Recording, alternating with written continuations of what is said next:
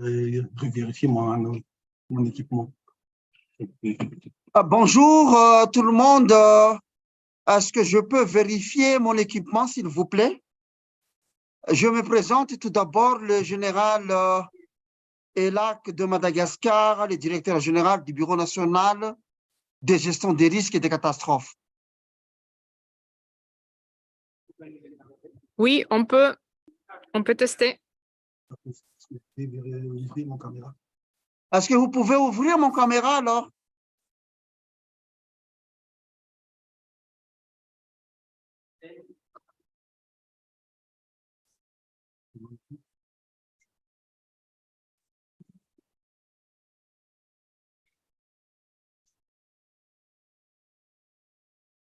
And it turns red.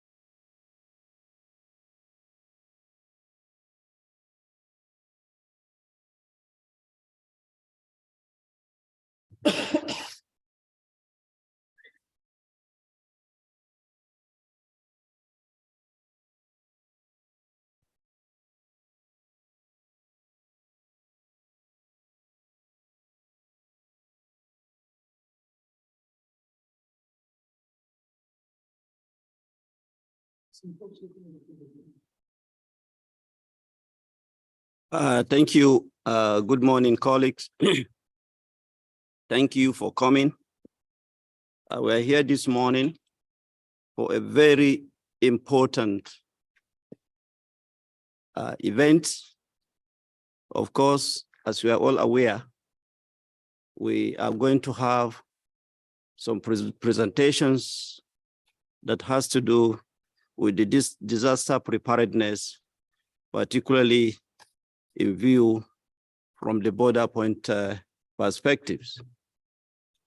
So with this, let me go ahead to present my opening introduction.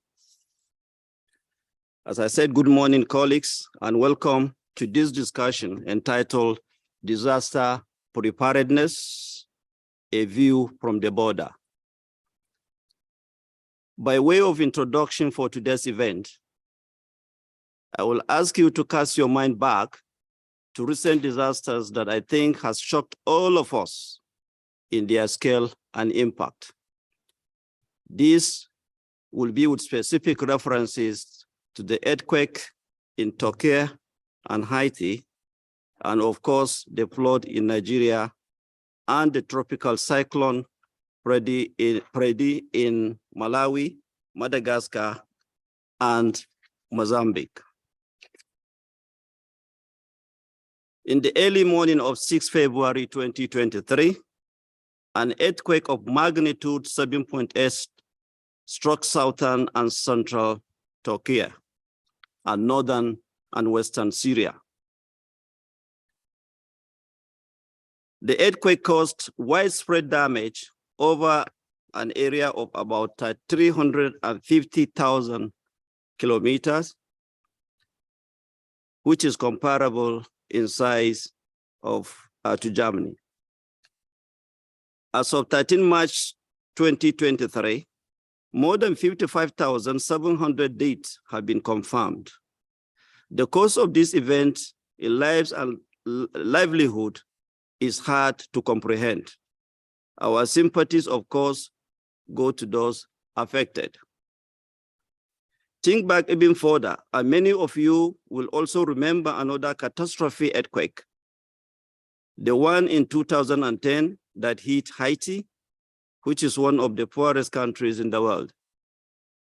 Following Turkey's call for international help, more than 141,000 people from 94 countries have been involved in rescue efforts. In the case of Haiti, 140 countries and 30 international organizations were involved.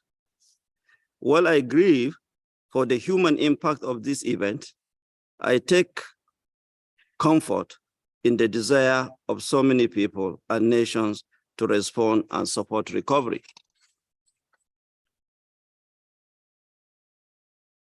One of the terms that you will likely hear discussed today is surge. This is a term used by the humanitarian community that refers to the rapid deployment of human personnel, specialized equipment, and goods in response to a disaster. The surge is a direct manifestation of our common human desire to help people affected by disaster.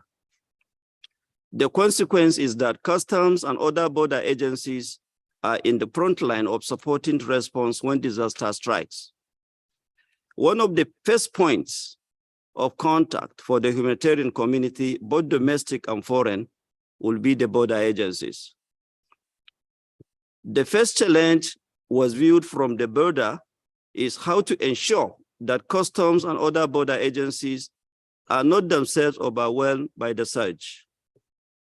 Research by the WTO on the link between natural disasters and trade found that the border agencies in some disaster-affected island states had to clear many times the formal volume of trade in the immediate aftermath of a disaster. And the trade was coming from different actors, many of whom were dealing with the border agencies of the country affected by the disaster for the first time. In addition, border agencies can also face a number of issues that obstruct their ability to clear the surge of imports. For example, physical damage to port infrastructure, border staff, and their families being affected by the crisis event. Internet access disrupted, and many other elements. Researchers also pointed to some other issues that have to be dealt with. These include legal and regulatory issues, border agencies not being legally empowered to expedite consignments, staff being uncertain of their obligations of revenue collection, or if they can set aside the usual documentation checks and requirements. This also brings us to the theme of today's workshop. How can we prepare in advance before disaster strikes? And what tools do we have at our disposal to do so? Well, the Trade Facilitation Agreement will appear to be one of those tools. The TFA at its heart is about the simplification, modernization, and harmonization of exports and import processes. So the question that will be looked at today is how could the TFA help border agencies face the challenge posed by disasters? Unfortunately, the outlook is serious. We are going to have to deal with growing burden of such burdens. The World Meteorological Organization estimates that the number of weather-related disasters has increased by a factor of 5 over the past 50 years.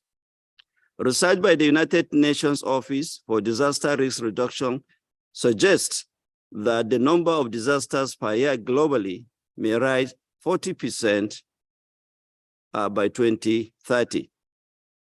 And some of these disaster hazards are by their nature hard to predict. The United States Geological Survey estimates that there are about 20,000 earthquakes around the globe each year. That's approximately 55 per day. Knowing in advance of this earthquake event will result in a disaster like those that have hit Turkey this year or that destroy Haiti in 2010 is impossible.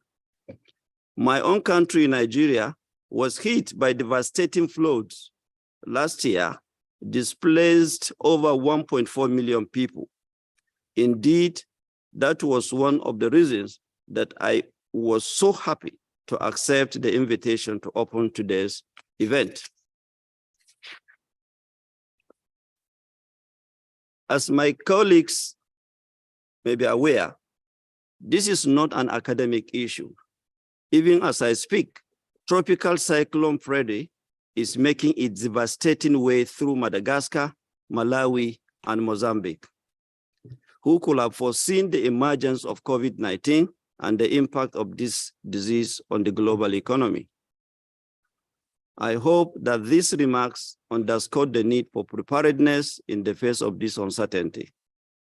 While we cannot know if and when an event will hit us, we can still prepare for it. Indeed, given the critical role that customs and other border agencies play in times of crisis, I think we have a duty to do so. There may be ways that the TFA can help us to prepare. With this word of introduction, let me hand over now to Christiana Kopitolopoulos. Sorry for the pronunciation. Deputy Assistant U.S. Trade Representative for WTO and Multilateral Affairs. I thank you. Christina, you have. Thank you, Ambassador. And good morning and good evening to those participating today here in the room and online.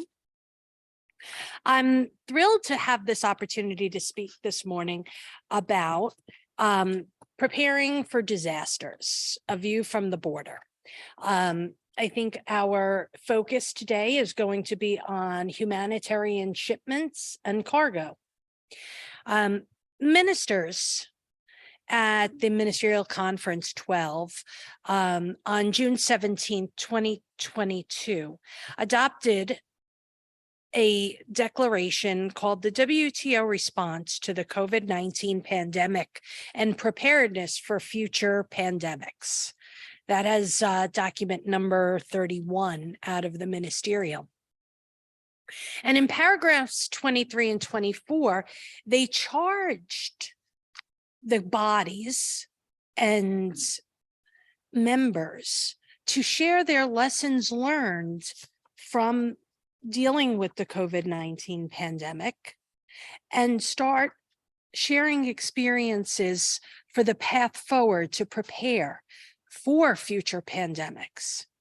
And in the space of trade facilitation, which really sets the rules for the border, we wanted to, we thought it would be great to take a focus on humanitarian shipments on cargo, since they are the heart of responding to disasters, which, as the ambassador said, he could name multiple in just a few moments that have affected a wide variety of us all as members. And with that view, We knew that those that bring the most experience to the table and that really help us ground our discussions in the reality, in the on-the-ground practical barriers and solutions, were going to be the members with experiences and those organizations that respond to the call for help. So that's what brings us all here today and why we are so thrilled to take part in these discussions today. And with that, I am going to introduce the panelists for this first panel, and then turn it over to our next speaker. You will be hearing from His Excellency, the Ambassador of Ecuador, Ambassador Valencia, seated next to me. We will be hearing from Mr. Yengel, the trade expert at the Ministry of Trade from Turkey. Mr. Claire Zimba, the National Director of Foreign Trade, the Ministry of Trade and Industry, Mozambique. Ms. Karina Dreschel, a Senior Global Logistics Advisor for MedAir. And Ms. Danielle Jurman, the Humanitarian Supplies Analyst from the Humanitarian Response Division of the UN Population Fund, UNFPA. Some will be joining me online and some will be joining us from the stage. But first, before we hear from them, I'm thrilled to pass the microphone over to Ms. Virginie Ball, who is the coordinator from IMPACT, the Importation and Customs Clearance Together. And she is going to start us off on the substance of this morning's panel. Over to you, Virginie. Thank you. Thank you very much, Christina. Thank you for giving the floor. As we have the chance to have interpreters in French, I will start in French and then continue in English. So, d'abord, je remercie l'Organisation mondiale du commerce de nous avoir invités à cette importante discussion sur les difficultés de mouvement de l'aide internationale en cas d'urgence. La préparation est en effet un aspect essentiel et de nombreuses études académiques ont été rédigées afin de prouver l'importance de cette activité afin de s'assurer que les populations affectées soient immédiatement prises en charge et reçoivent l'aide dont elles ont besoin. Donc, je suis très fier d'avoir aujourd'hui la participation de collègues d'organisations non gouvernementales, mais également de collègues de la communauté des Nations Unies qui vont pouvoir vous expliquer les différents défis qu'ils rencontrent sur le terrain pour que vous puissiez prendre toute la mesure de l'importance du travail sur lequel nous devrions porter davantage d'efforts afin d'aider les populations affectées. Si je peux me permettre de rajouter à la liste, à la longue liste qui a été faite par le président de séance, je vais rajouter l'Équateur et le Pérou qui viennent d'être affectés hier par un tremblement de terre. Donc, c'est une situation qui ne s'arrête jamais et auquel il faut penser chaque jour. Et ça fait partie de mon travail depuis plus de 20 ans d'adresser ces différents défis avec vous, États membres, et avec la communauté humanitaire. Donc, encore une fois, merci beaucoup de votre invitation aujourd'hui. Je vais vous présenter qui est Impact and I'm going to switch to English again. Can we have the PowerPoint presentation, please?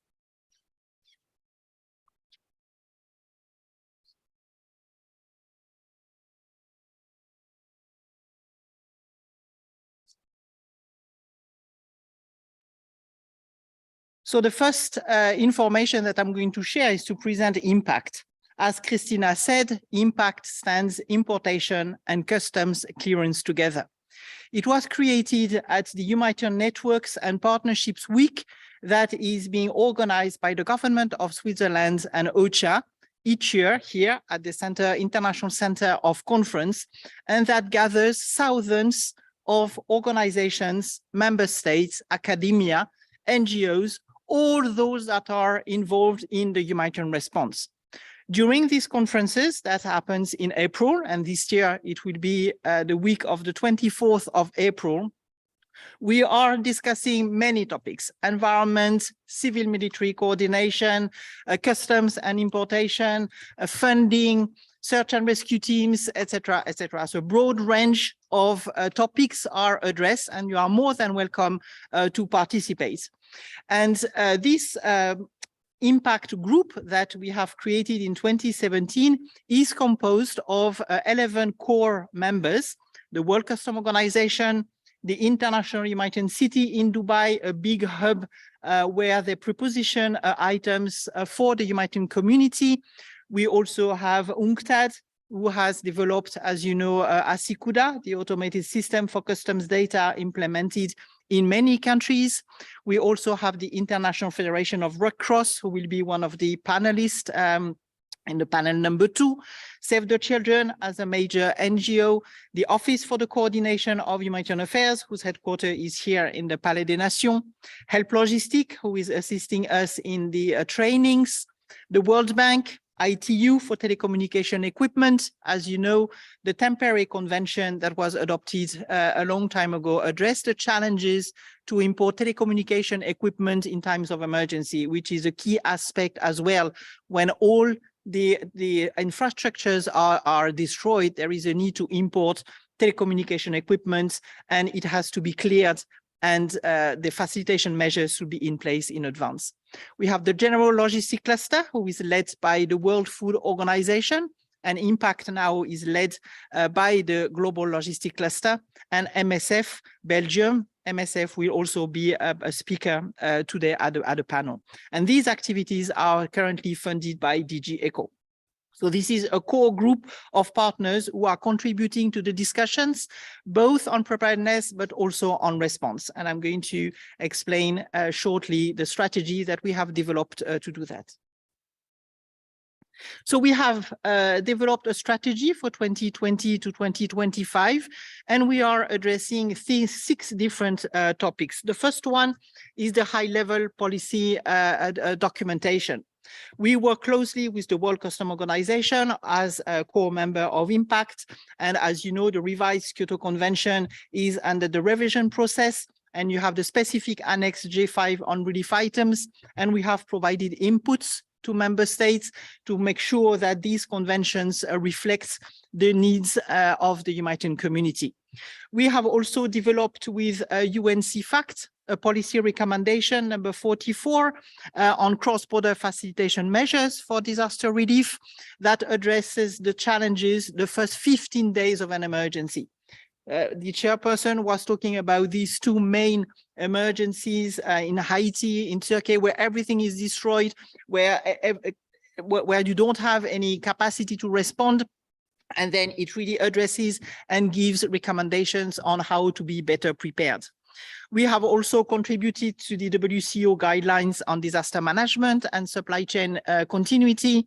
And the Inter-American Development Bank has just published yesterday a toolkit to assist member states to develop contingency plans and standard operating procedures. So we are really contributing to all these different tools that are for member states and for you to be better prepared, and a lot of recommendations are probably very useful to you. The second main objective is what we are doing today is global outreach communication and contribute to this event to raise awareness, to talk about our challenges, and to try to find solutions all together. And again, thank you very much for inviting us to do that. The third point is the technical and the technological support. I have mentioned UNCTAD with ASIREC and ASICUDA, the different systems that can be implemented, but there are also other activities. Next. Then we are also providing support to the humanitarian community. They don't necessarily know who are the customs administrations, why they have to control their border, why they have to do all the controls that they are implementing. So we are explaining to them exactly what the role of customs is in natural disaster, in complex emergencies, so that they can comply with the rules that you are implementing and do not breach the law. So it's very important. We have just launched a course in French very recently. It exists in English, but now we have in French and soon in Spanish. And then the last two activities are very much related to what we are going to discuss today. The first one is the support to disaster response efforts. So the emergencies that the chairperson has mentioned, we are assisting the country, we are deploying teams, and we are also discussing together how to facilitate the rules and the different procedures to make sure that the goods enter the country very quickly. It's not that easy. If you don't have the different procedures in place, it may be a lot of challenges, and then my colleagues will address that and explain what are the main challenges that they are having when procedures are not in place. And then country-specific activities. In many countries we are working with Nigeria, of course, but also a lot of countries in Africa, Somalia, Ethiopia, Madagascar, you have mentioned as well, etc., to look at the current legal framework, to look at the current procedures and how we can facilitate that and simplify the different the different aspects. So it's very important to also have bilateral discussions with your administration to make sure that they are aware of the challenges and why preparedness is important. And this is the next point that I'm going to address is what is the impact of the lack of preparedness? And many actors are impacted by the lack of preparedness. The first one, of course, is the population. When there is no preparedness at customs entry points and border agencies are not prepared, then the goods are stuck at the border for many reasons. It's not necessarily for customs administration, but it's also ministries of health, can be Ministry of Telecommunication. There are many, many reasons for the goods being stuck at the border and people are dying on the other side of the border. So the first people that are affected is the affected people that we need to make sure they receive the assistance. Humanitarian actors, of course, also are affected. They cannot implement their program. They do not know who is the focal point at the customs entry point. They do not necessarily understand why there are constraints and why there are documents to provide, etc. So there is an impact on them. And also, as I have mentioned, they may be non-compliant, and then their reputation may be lost because you consider the humanitarian community and some partners are not respecting the rules. But if they don't know what the rules are, then it's another channel. The private sector and trade is also affected because everything is disrupted and then the commercial supply chain has stopped. So then it is necessary to make sure that the supply chain resume its activities as soon as possible, but priority should be given first to the humanitarian cargo and humanitarian operations. So how do we make sure that the commercial and the trade can resume its activities while the humanitarian organizations can do their work and implement their goods? Next slide, please. Then donors also are affected with the lack of preparedness. They can provide funds to humanitarian organizations, but if the goods are dispatched and do not reach the population because it is stuck at the border, then it's not the right way of using the funds that they provide to the humanitarian community. There are also increasing costs and delays, demurrage costs, etc., that then this money is not used for the humanitarian community and for the humanitarian partners to buy goods and to do their work and to do their mandate. And you, of course, as member states and affected country, you are also very much affected. If you are not prepared, you have to make immediate decision. You have to make reactive and changing decision. And overnight, you may decide that this needs to be implemented, which is very difficult for all the different actors. And this needs to be considered when we talk about preparedness. You are also affected because you are understaffed. Your staff may be injured, your staff may not be in a position to go to the office. So then you need to have a plan B and make sure that all the staff is ready to work, at least a team that can perform and prioritize the clearance of the goods at entry points. Of course, you need to continue doing the controls and making sure that counterfeited medicines or any arms or all these type of things enter the country. But you need to make sure that you know who the humanitarian community is, who are the main partners that are trusted partners and reliable partners, and that you can prioritize the importation by doing the controls. We will never ask to remove the controls. The lack of preparedness may also have, it may be a challenge for you, as there may be a lot of unsolicited donations. And then if you are not clear about what your needs are, then you will see an overflow of unsolicited donations. And I'm sure that my colleagues and the member states will explain what these type of unsolicited donations are. But this is plenty, we have plenty of examples that my colleagues will explain to you. You also have inconsistent applications of the procedures. If there is no capacity building provided to your staff, then we have heard that the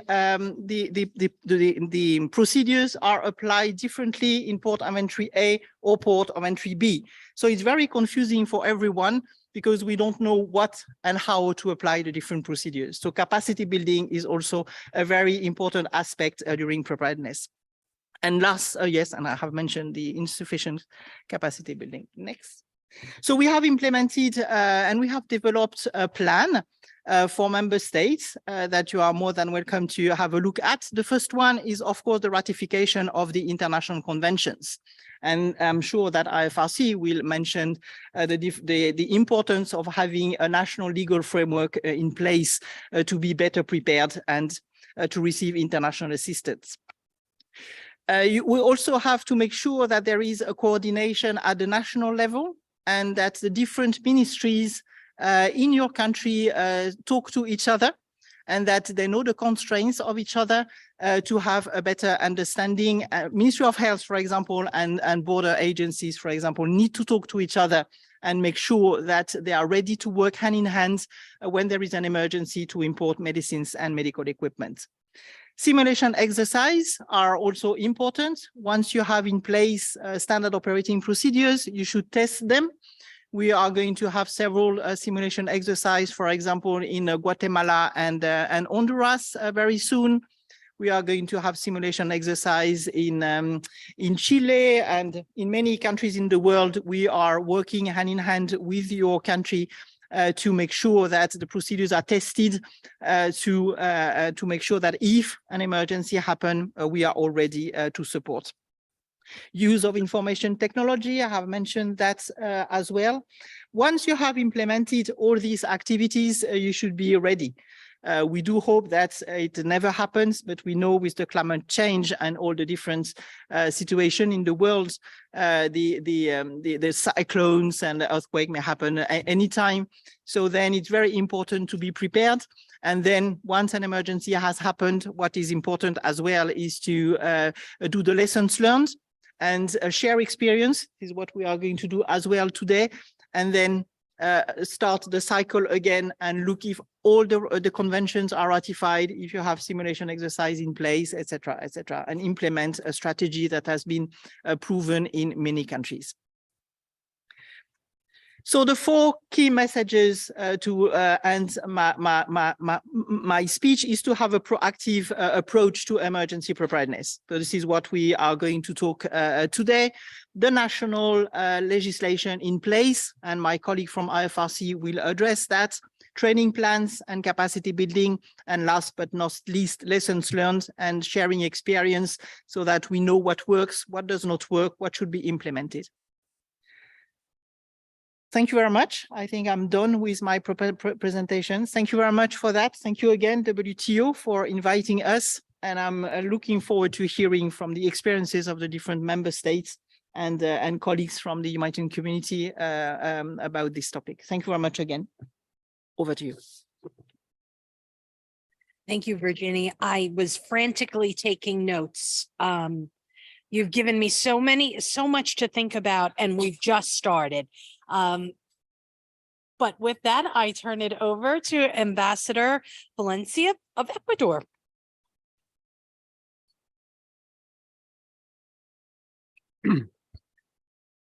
Muchas gracias por darme la palabra. Primero quisiera expresar mi agradecimiento a la Secretaría de la Organización Mundial de Comercio, a la misión de los Estados Unidos de América también por su invitación a participar en este panel y haber participado en la organización del mismo, y a todas las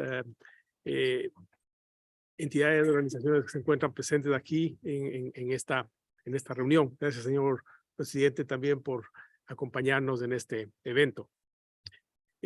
Ese tema es ciertamente un tema de gran prioridad para mi país, no solamente por los retos globales que enfrentamos como nación, como sociedad, sino porque tenemos muy claro que este es un reto que nos es común con otras naciones, con otros países.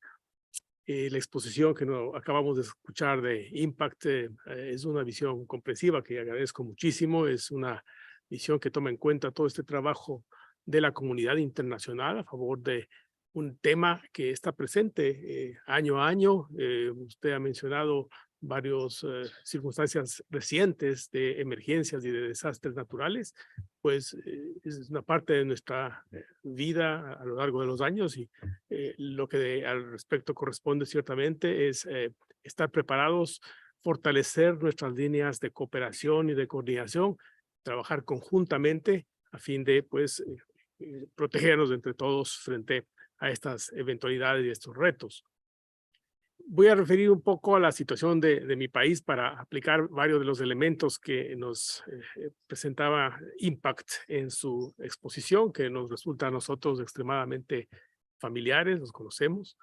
Ecuador, por ubicación geográfica de su territorio, está expuesto a muy particulares vulnerabilidades.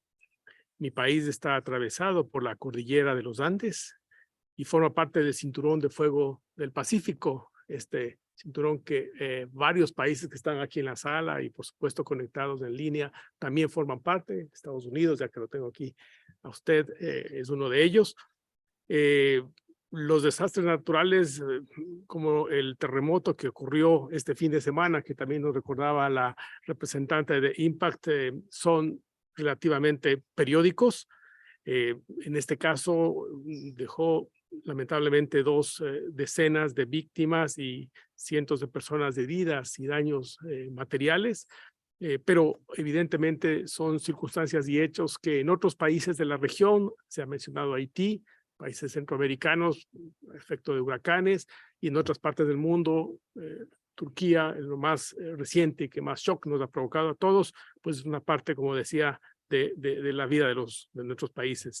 En este momento, en el Ecuador hay 2 volcanes, por ejemplo, en actividad, y se monitorea la actividad del Cotopaxi, que es el volcán activo más alto del mundo.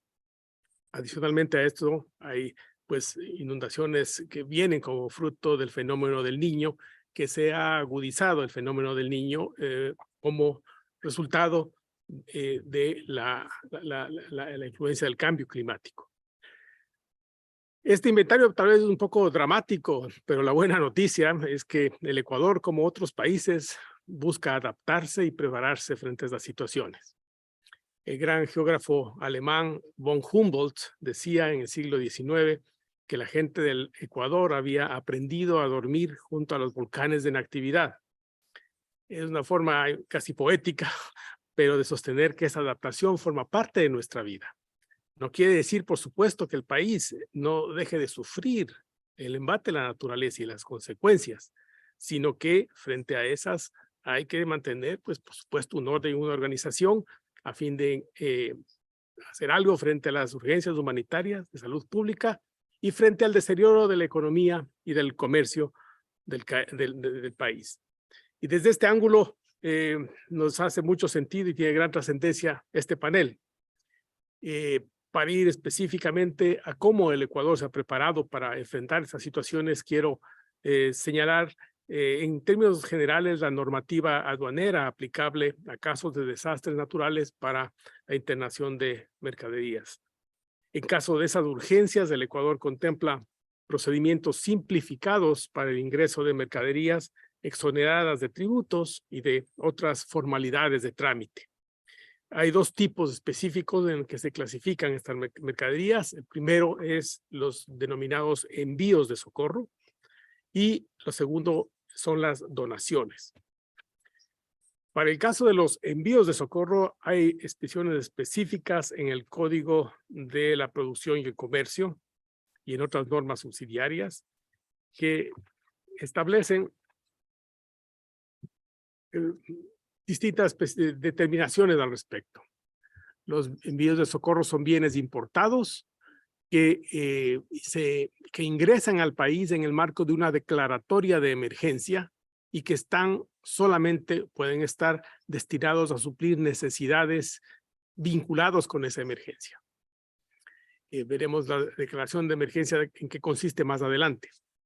En todo caso, esos envíos de socorro para cuando llegan al país tienen exenciones de pago de todos los tributos al comercio exterior, es decir, ingresan sin ningún tipo de arancel o cualquier otro tipo de carga impositiva al país. Los requerimientos para que estos productos, estas mercancías entren al Ecuador son extremadamente básicos y muy concretos, ¿no? Se elimina una serie de otros requerimientos que hay para una importación ordinaria. Así, si se trata de una entidad del sector público la que quiere hacer la importación de mercaderías, únicamente debe presentar una declaración aduanera simplificada, es decir, mucho más reducida, donde se detallen, por cierto, las mercaderías importadas, las cantidades estimadas, el lugar y fecha de arribo y la referencia al decreto que, por supuesto, estableció la declaratoria de emergencia. En caso de tratarse de una organización privada de beneficencia o de socorro, debe también, aparte de sus documentos, presentar un certificado que emite la Secretaría de Estado competente, donde se determina que esta entidad privada es una entidad de beneficencia. Digamos que una ONG vinculada al tema de asistencia de salud o médica es la que hace este pedido. El Ministerio de Salud es quien hace la calificación, que es algo rápido e inmediato. En cuanto a los tributos que se exoneran a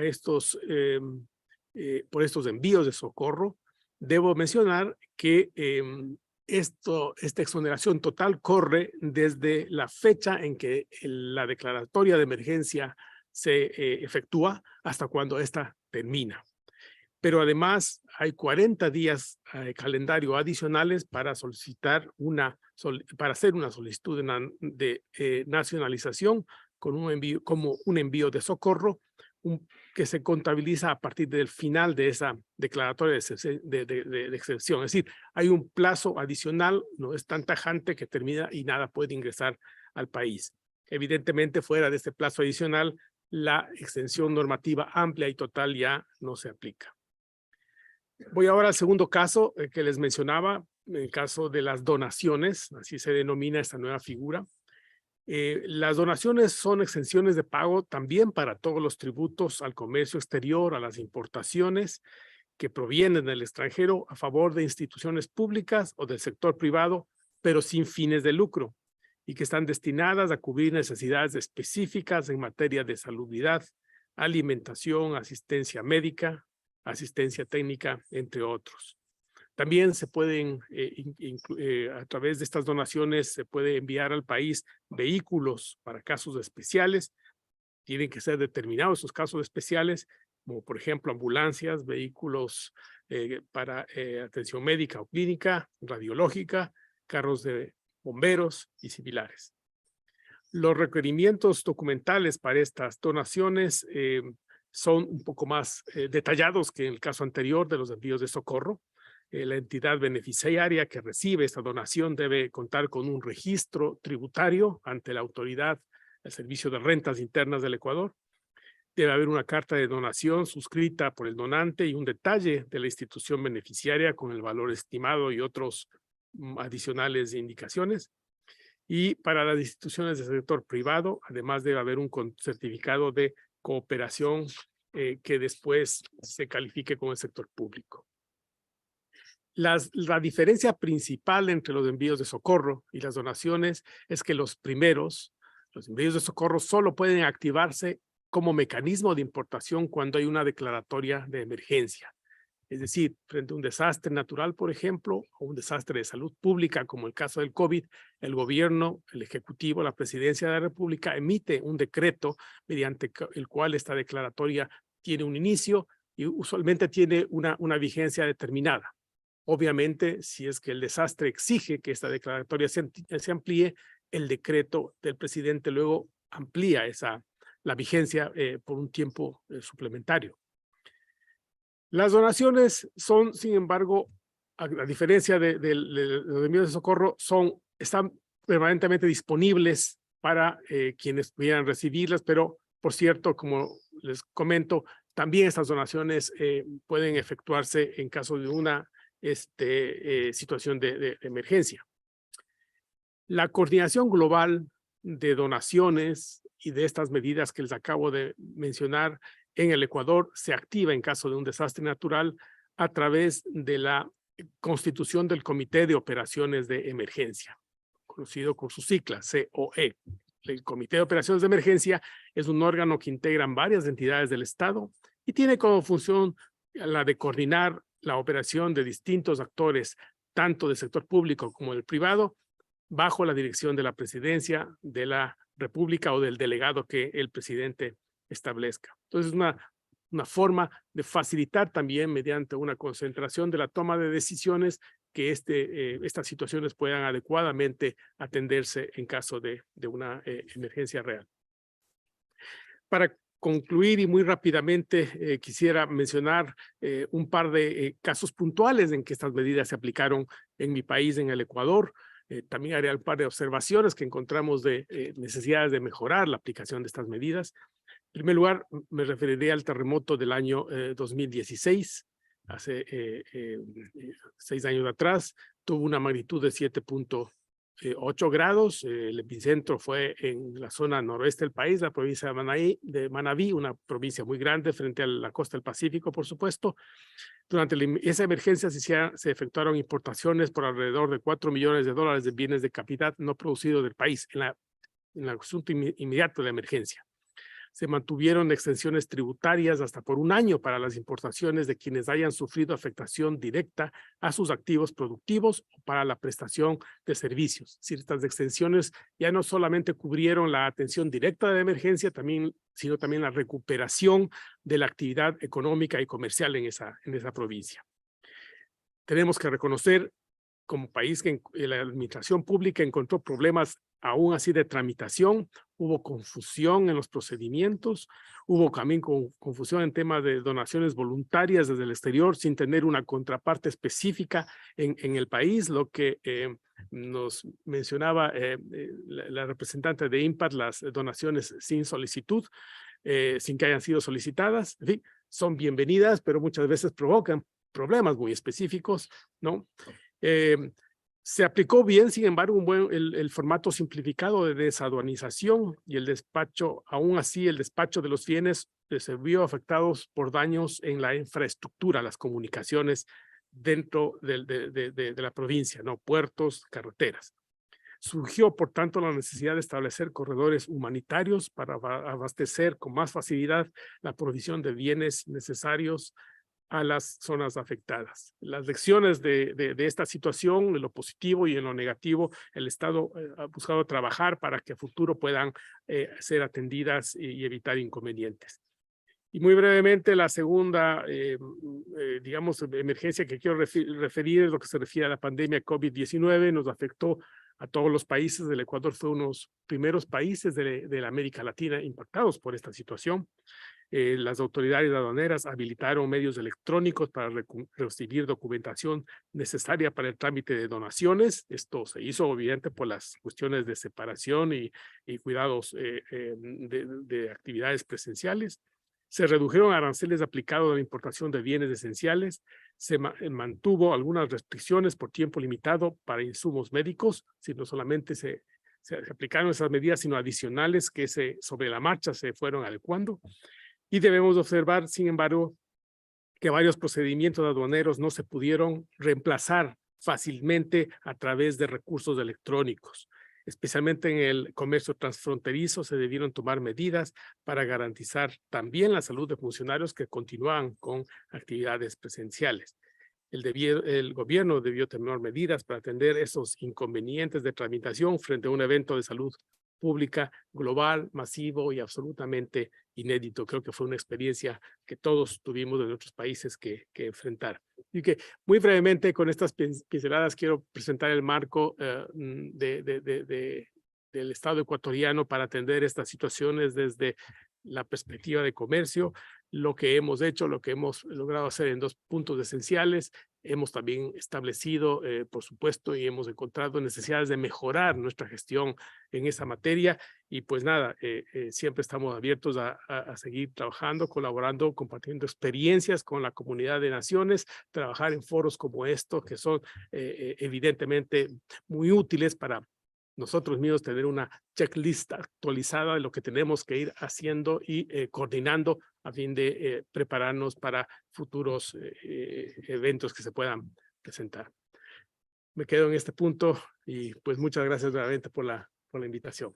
Gracias.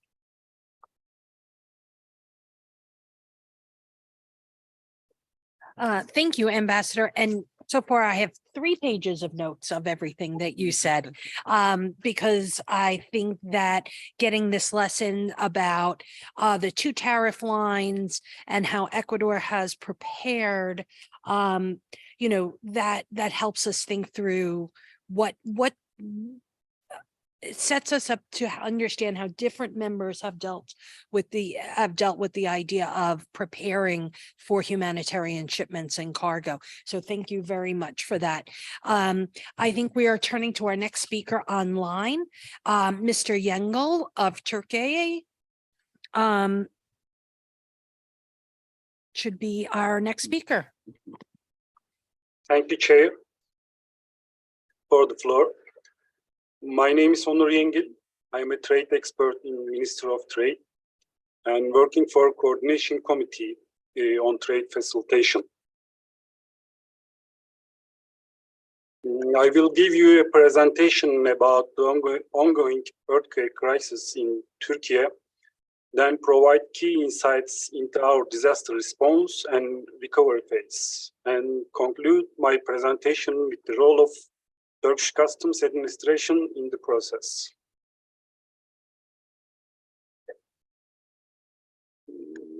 Can you see the presentation? There is any problem with that?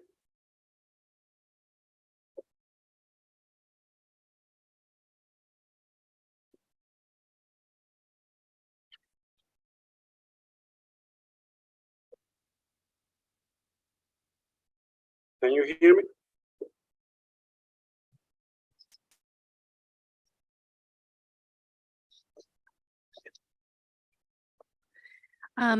We see you and hear you, but we do not see your presentation quite yet.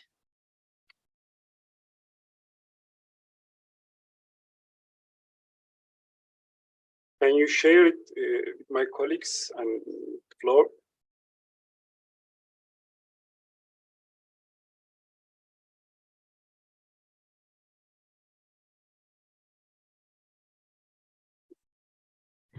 Mr. Yengel, would you be able to send the presentation to the Secretariat so we can put it up on the screen from here?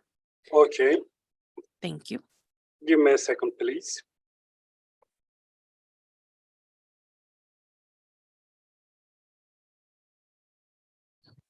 Okay. Well, we adjust. And while Mr. Yengel's presentation is going to be forwarded to the Secretariat so that we can all see it, we are going to move to Mr. Zimba from the who is the National Director of Foreign Trade for the Ministry of Trade and Industry in Mozambique. Mr. Zimba, please, the floor is yours.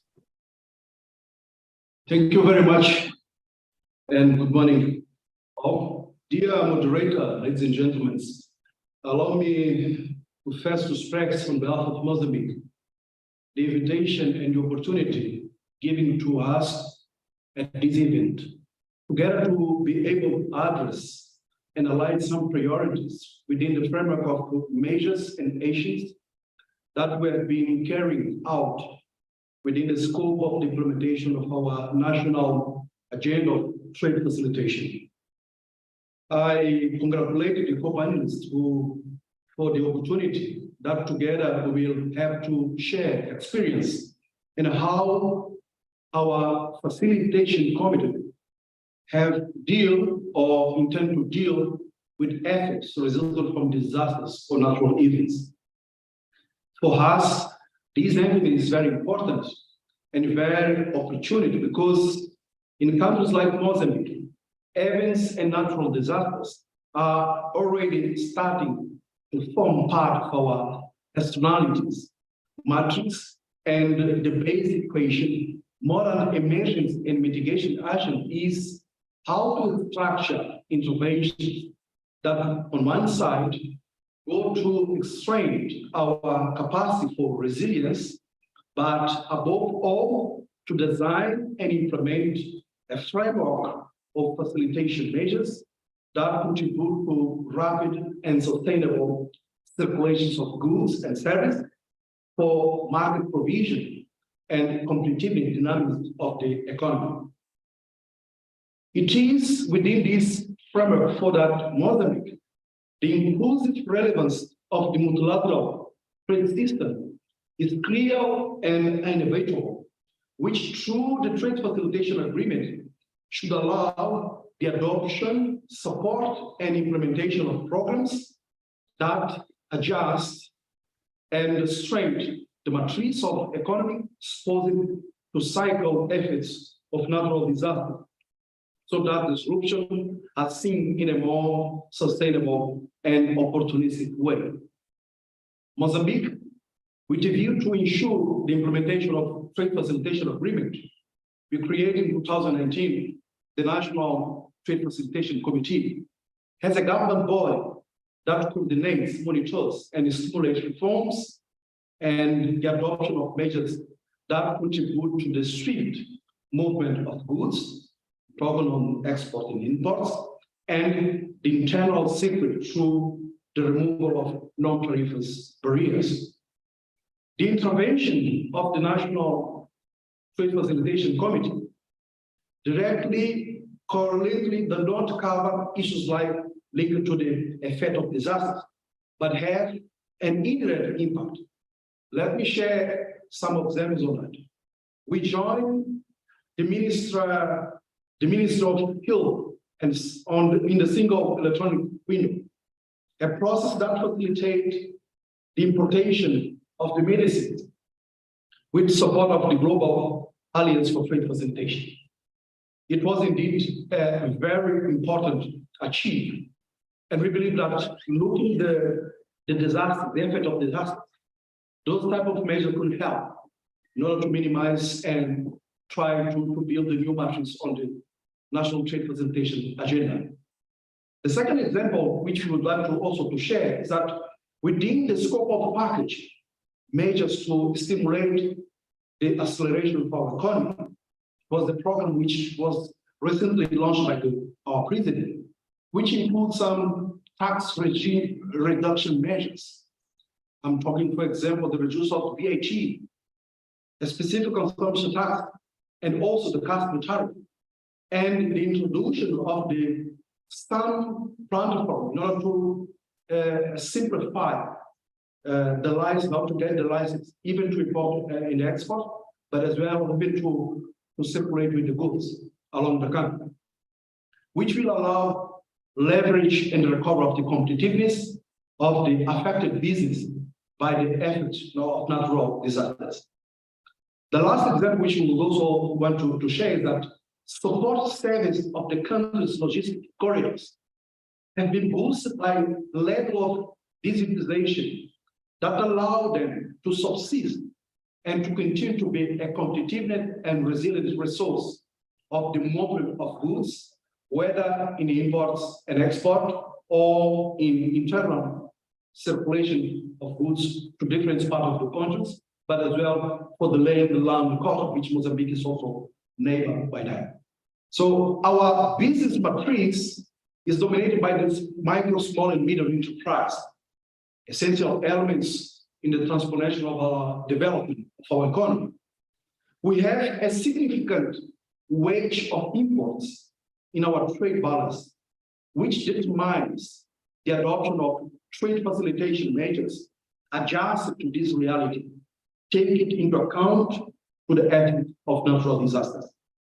In other words, a sustainable trade facilitation agenda is required as a multilateral measure that contributes to the process of transformational and inclusive development in the face of externalities that climate change has caused in our economies. Mozambique is about to begin the elaboration of its national strategy for the implementation of the trade facilitation agreement. And we believe that the issues resulting from the negative effects of natural disaster, digitization, and infrastructure for sustainable and resilient service are priorities to be considered. Allow me to conclude to say that Agenda 2063 postulates the construction of development process that looks and prioritizes sustainability. And we believe that the WTO and the cooperation development agencies should continue to offer a supporting assistance to construction and implementation of an integrated global agenda to facilitate the trade that promotes the modernization of the competitiveness structure of the countries to face the vulnerability and fosters the relational balance of the land of the LDCs with the world for the efficient function of the cycle of the production of that sort. That's all comment on this plan. Over to you, Jim.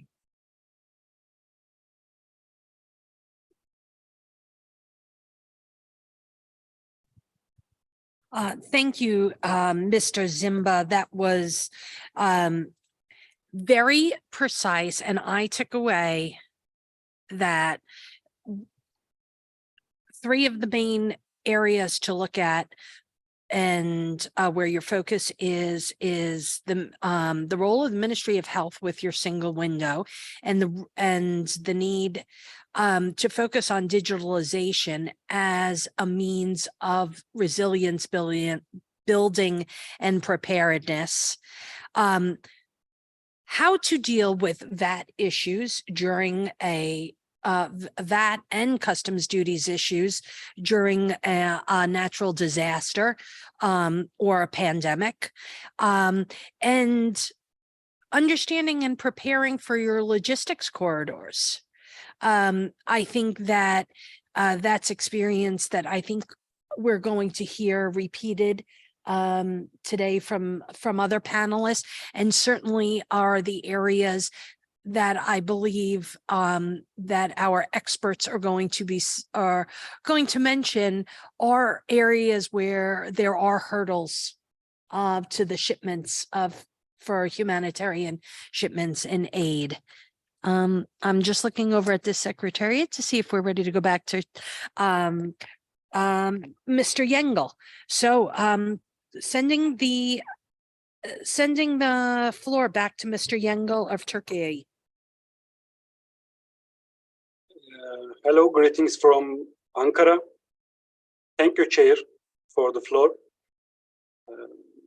My name is Onur Yengil, and I am a trade expert in Ministry of Trade and working for Coordination Committee on Trade Facilitation. Next slide, please. I will give you a presentation about the ongoing earthquake crisis in Turkey, then provide key insights into our disaster response and recovery phase, and conclude my presentation with the role of Turkish Customs Administration in the process. Next, please. On February 6, 2023, the Pazarcık district of Kahramanmaraş city was hit by an earthquake of 7.7 scale. Then another earthquake with scale of 7.6 hit the Elbistan district of Kahramanmaraş city at 1324. The earthquake was felt intensely in the surrounding provinces. Hatay, Osmaniye, Adıyaman, Gaziantep, Kilis, Şanlıurfa, Diyarbakır, Malatya, Elazığ, and Adana. Following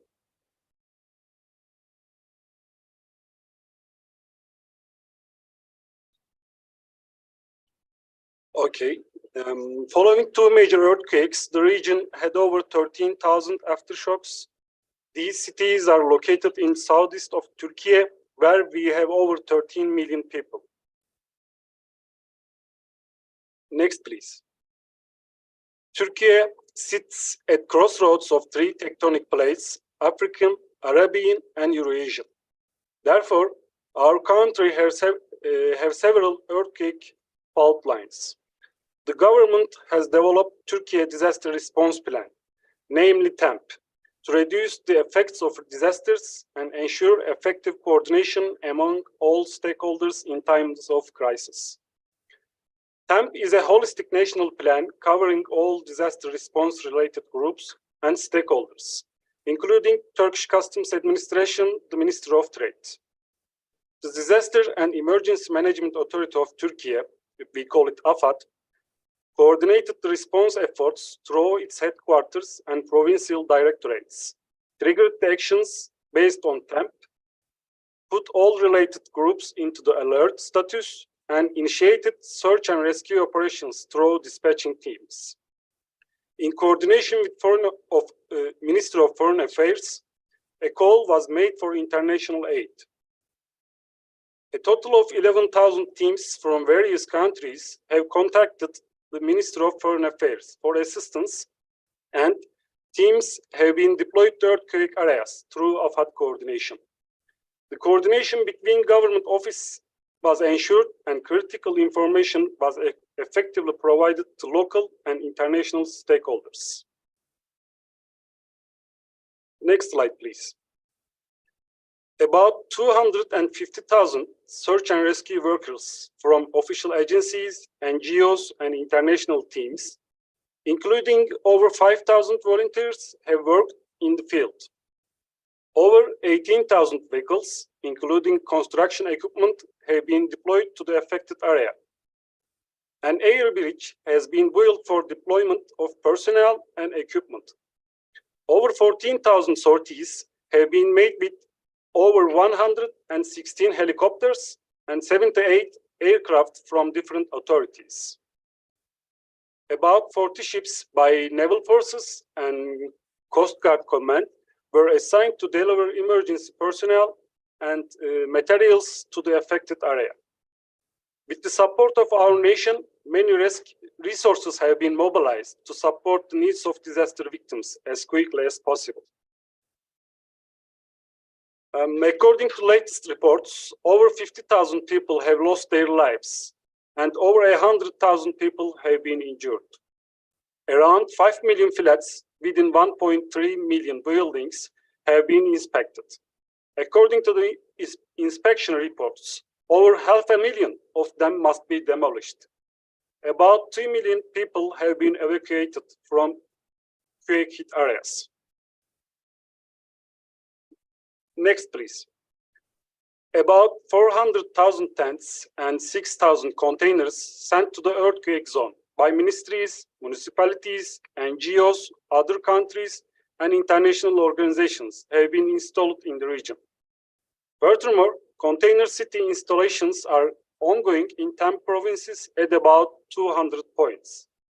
Moreover, about 2 million people were accommodated in tents, containers, dormitories, hotels, public guest house, and other facilities.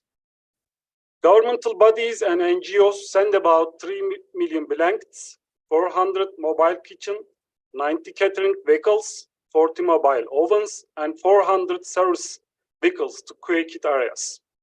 Besides, psychological support is provided to over 1 million people. Debris removal works continue in some quake provinces. Small businesses within the earthquake zone were affected severely, and many lost their shops. The evaluation process is ongoing together with the stockholders. Authorities have taken steps to start business life by providing a workplace for small business owners. The aim is to revive the cities. Some local markets, called bazaars, have also been put into service. 5,000 temporary workplaces are built in coordination with local trade organizations and chambers. Next, please.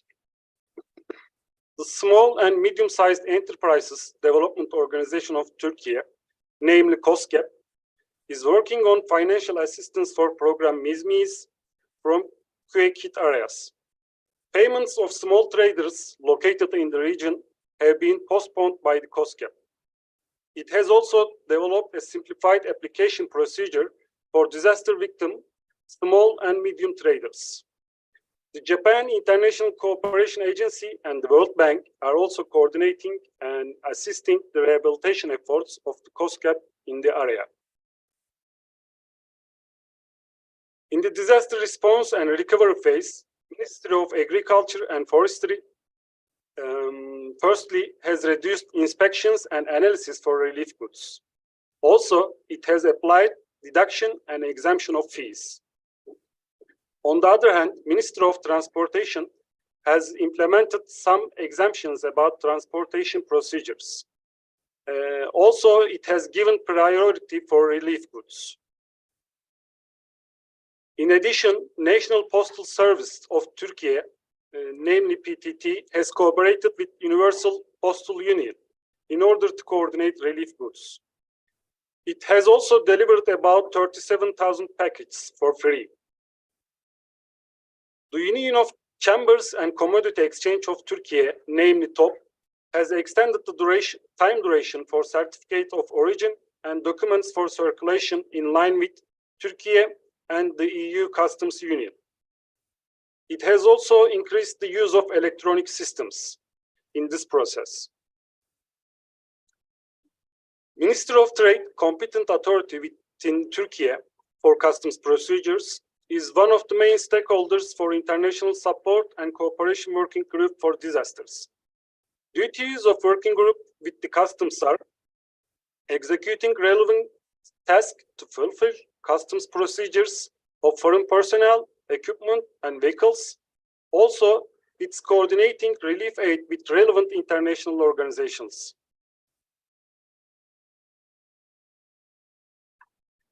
The Crisis Center within the AFAD headquarters coordinates the communication efforts between national agencies, NGOs, and other field operations. The center works for 24/7 and comprises of officials from related stockholders and working groups in TAMP. Representatives of Ministry of Trade, which is Turkish Customs Administration, take part in this crisis center to direct customs procedures of international relief goods. Next, please. Thank you. Within the context of Turkish Customs Code, all goods sent in relation to crisis caused by chemical, technological, or social incidents, natural disasters, pandemics and epidemics, large wildfires, radiation, and air pollution are exempt from customs duties in the customs clearance procedures. Relief goods can be released in line with rules set in customs exemption circular, in which all simplified procedures that will be used in crisis times are regulated. Next, please.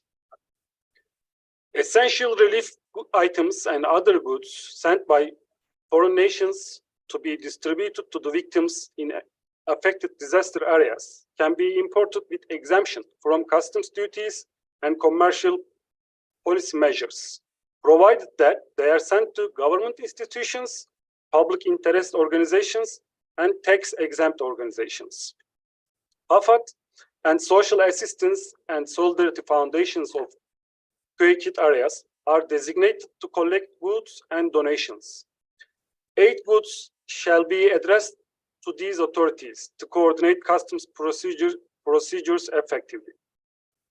Here is an example. You can see that the submitting a shipping document and a list of goods would be enough to complete customs procedures. The last slide, please. Thank you very much for your valuable time.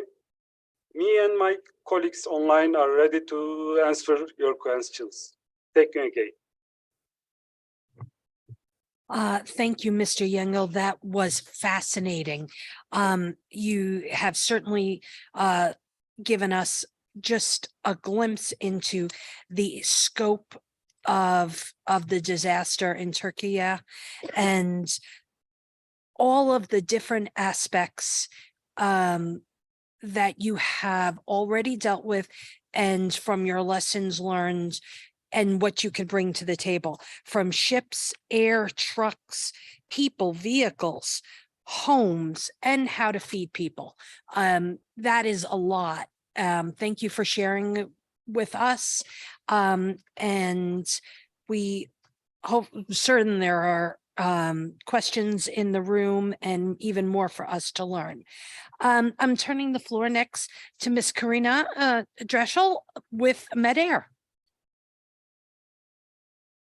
Thank you very much, and thank you for having us, having MEDAIR today. There's a presentation that I think will be shared shortly. I have just a couple of slides, but the first one, the one before actually, just to give you an indication on what MEDAIR is. MEDAIR may not be that known to many of the listeners here online. So MEDAIR is a rather medium-sized international organization that is based in Lausanne. It's like an hour from here, from Geneva. This is where our headquarters is. And Virginie mentioned before that our main focus is the affected population and helping people in need. So exactly that is what MEDAIR does. And when we talk about size of MEDAIR, when we look at Let's Slide here, we see that in 2021, there were over 3 million people in need that were assisted by MEDAIR. And you see also a list of countries on the right-hand side where MEDAIR is currently operational. It's around 12 countries, I believe. So yeah, fairly medium-sized, but it gives you an understanding on also the challenges and experiences that I will be sharing that are obviously framed in that size of an international NGO. Also, in terms of our operations, you see here mentioned health and nutrition, water, sanitation, hygiene, shelter and infrastructure. So very much in line with what has been mentioned right now for the Turkey response as well, where a lot of homes have been destroyed. So health services were required, but also shelter and simple things as clean drinking water for people were a big need. So this is what MEDAIR does to frame the challenges that will be presented on the next slide. I will focus on challenges related to the legal framework and then challenges related to documentation. Of course, there's many other challenges that we can talk about, but also talking with my colleagues, those are really the main ones that I would like to highlight to you. In general, the way MEDAIR is operating is that we do have ongoing countries of operations, mainly this list of countries that you've seen on the slide before, but then there's also emergency situations where our team deploy within 24, 48 hours to a country where we do not necessarily have an office. And you can imagine that those two are very different situations, and they have a legal implication on what we can do and how we can do things. So in our ongoing countries of operations, MEDAIR is obviously registered as an international NGO in those countries and follow all the legal regulations of those countries. This also means that we are fairly familiar with the importation process, and we have done that before. We're familiar with the context, we have established relationships, we know the people, and also the project activities related to shelter or health, what I mentioned before, are fairly stable. Of course, there's situations that are evolving, and this is impacting the type of project activities that we do. But all of this, and especially the fact that we're legally registered in country, allows us to be the consignee on the customs and importation documents, and therefore import fairly easily and fairly straightforward. Now, this is different in an emergency situation where our global emergency response team deploys to a new country. This means that MEDER is usually not registered as an international NGO in this country, which makes it terribly complicated to import anything because we cannot be the consignee on those documents. Many legal frameworks do not allow, for good reason, NGOs or companies to import if they're not legally registered and operational in that country. Of course, also the importation process is fairly new to us because we don't have existing operations. We don't have necessarily a team on the ground that knows very well how things work, that speak the language. All this needs to be established. And in the beginning of an emergency response, speed is of utmost importance to be able to help people who are really in urgent need at that point in time. So this just makes it more challenging for MEDER to then import and bring things into country. Now, when we talk about the recent earthquake in Turkey that was just shared about as well, MEDER found itself in a unique situation where we did have an ongoing operation in Syria, but we did not have an ongoing operation in Turkey, though our team deployed and is active now in both contexts. So it was fairly interesting to see the contrast and the difference between having an established office versus not, and the challenges that come with that. For both contexts, we have faced different challenges through the course of time. And we just heard about facilitation of emergency relief goods and like a blanket exception for anything that is related to supplies. This makes it a lot easier for a medium-sized NGO like MEDER to import items, but unfortunately it's not always issued. But if these decrees are issued, they make importation much easier. Also, we operate in countries where, of course, governments transitions, governments change. We found ourselves in situations where there's delays just in processing customs-related documentation, or changes happen in the process itself because government positions remain vacant for a time during that period of transition, which puts us in a more vulnerable situation because people are in need urgently, and those transitions, sometimes they may take a while. At times, there's also new regulations, new requirements that are introduced, and we lack a bit of reason why things change or guidance on how to operate under them. You will see that also later. There will be sharing about coordination and just learning how different customs procedures work, which then will make our life easier just by knowing and then being able to follow the right procedures. And pharmaceutical importation, I guess Danny will speak about that a little later, but that's of course a very complex product to import. There's a lot of sampling or testing, or also banning of essential medicines that is taking place, and there's always good reason for that. Just speaking from the INGO perspective, it's complicated. I understand countries wanting to protect for counterfeiting products or just ensure the quality of the items that are imported into their countries. But as a health operating NGO, of course, those items are usually expensive and quite difficult to import into countries. When we talk about the documentation requirements, when we move to the next slide, there's also a distinction between ongoing operation and emergency situation, but the differences are a little smaller. In an emergency situation, we usually move very fast, and things don't only change every day, but things constantly change every minute. If you don't look at your phone or you don't talk to your colleagues for 2 minutes, something may have completely changed. So obviously, in that sense, also the items that we decide to import or the documentation that is required to import them can change constantly, which puts us in a situation where then documents may not always be exactly up to date or exactly matching with the cargo that we're importing. In a country where there's an ongoing operation, things are a bit more calm, more quiet, more organized. The team is more experienced on the ground. The documentation and requests and requirements remain more stable. So this is less a challenge where MEDER is more established. I put some examples here on situations that we face that are just for your awareness. There's not necessarily something you can maybe advocate for or change, but for you to be aware why this situation may happen, that pro forma documents that we use to start the importation process. They don't match then the final documents. So we need to start the importation process from scratch. At the same time, we want to start with pro forma documents because it's just speeding up the process, because suppliers are able to issue pro forma documents much earlier than the final documentation. Final documentation for importation, the suppliers can only issue after they package the goods and they're on their pallets, so they have the exact dimensions. So you see the challenge that comes with that. Sometimes documents get lost. I think we've all heard of such cases. Or a wrong name as consignee is indicated on the waybills or the documents in general. This may also happen in an emergency situation where things move very fast, where suppliers or international humanitarian depots send out cargo to many, many different organizations. Things will get messed up potentially, but then it can take up to 3-6 months just to discuss with customs authorities to submit the right documents and to convince them that it was really just a documentation mistake.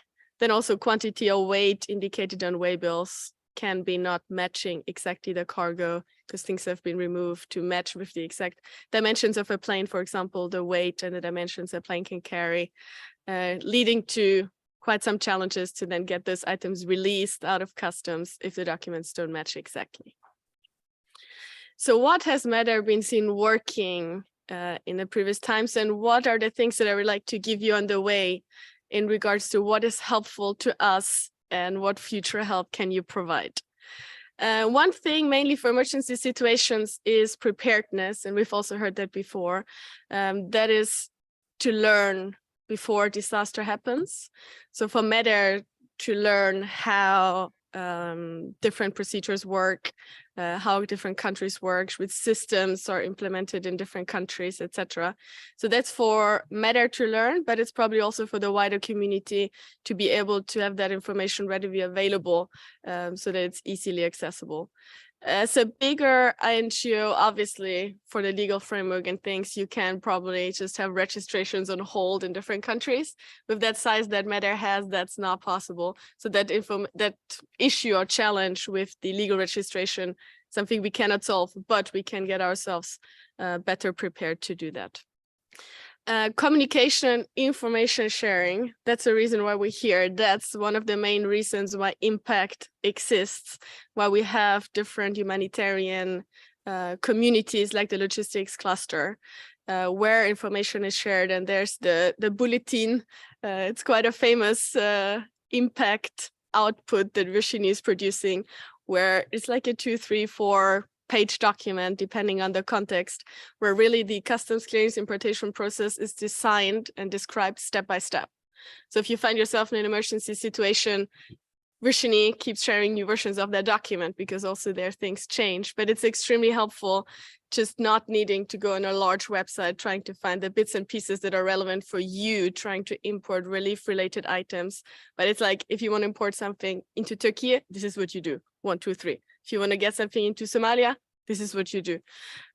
So this communication information sharing tools are hugely helpful to us. And one of the questions I just like to raise, is that something, and I'm sure it is supported by governments that Virginie is coordinating with, but is that maybe something that governments can think of supporting this more, or having such a step-by-step guide by themselves? We found it extremely helpful to have single points of contacts for disaster relief importation. In some contexts, this was the case, and it's been working fairly well because we knew we need to talk to this person. And if we have a question, the question will be answered rather than being moved from person to person to person, like a single point of contact for a specific emergency response. Daily relationship building. Trust and transparency. I think in such situations where things are constantly changing, where things are not very clear, where partners may not know each other, where there's suddenly a new NGO or suddenly a large international community going into a country trying to help, I think relationship building is helpful.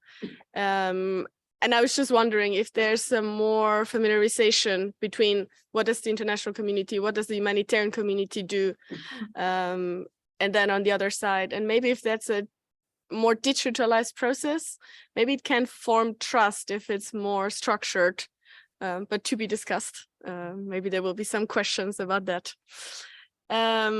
We learned that using reputable and well-connected forwarding agents is very helpful. Those people do usually have operations in the country. They do have this relationship. They do have the trust with the government. So then it's a way for us to use more commercial companies to facilitate importation on our behalf. Digital websites that facilitate the process, similar to what I just mentioned. Maybe it's just streamlining. And I know that have been a lot of progress in that regard. And it's tremendously helpful just being able to go on a website for Ukraine. This was they had a very easy customs clearing process. You went online, it was done in 5 minutes. And it was really helpful to get items into Ukraine. Clear step-by-step guidance, such as impact bulletin. I mentioned that already. So I'm just left with saying thank you again for the invitation. And if there's any questions, I'm happy to answer them. Thank you. Thank you so much for that. And I think you've given us a lot to think about, and the wheels are turning, especially about digitalization and, you know, preparedness seems to be the key word of the day. And I'm going to pass it over to Danny now. Thank you. Thank you very much. So I'm Danny German with the United Nations Sexual and Reproductive Health Agency. For those of you who are unaware, UNFPA deals with both development and humanitarian emergency response, which means we are present before, during, and after emergencies in around 160 countries. This, unlike some of the speakers who have spoken before, also provides us, both as a UN agency, as someone who is present as well before the crisis strikes, different challenges and also different benefits in terms of how we are working. We are predominantly delivering life-saving maternal and reproductive health services, so predominantly pharmaceuticals, medical supplies, equipment, and infrastructure, as well as non-food items and infrastructure linked for gender-based violence prevention and response.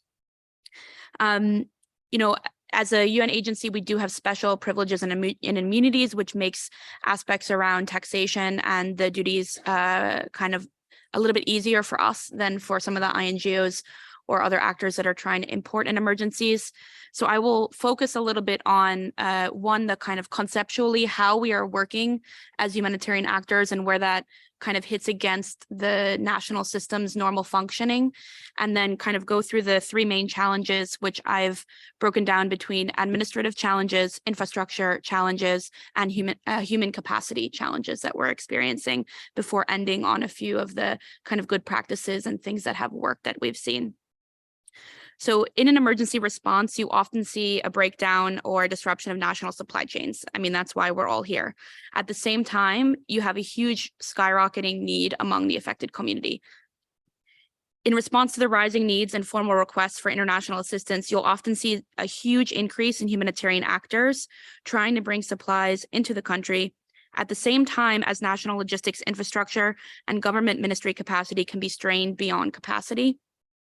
In order to respond to often large-scale, quick changing and unclear needs for the affected community, there are a number of ways that working for the humanitarian system, which are designed to respond with both speed and quality in these types of environments.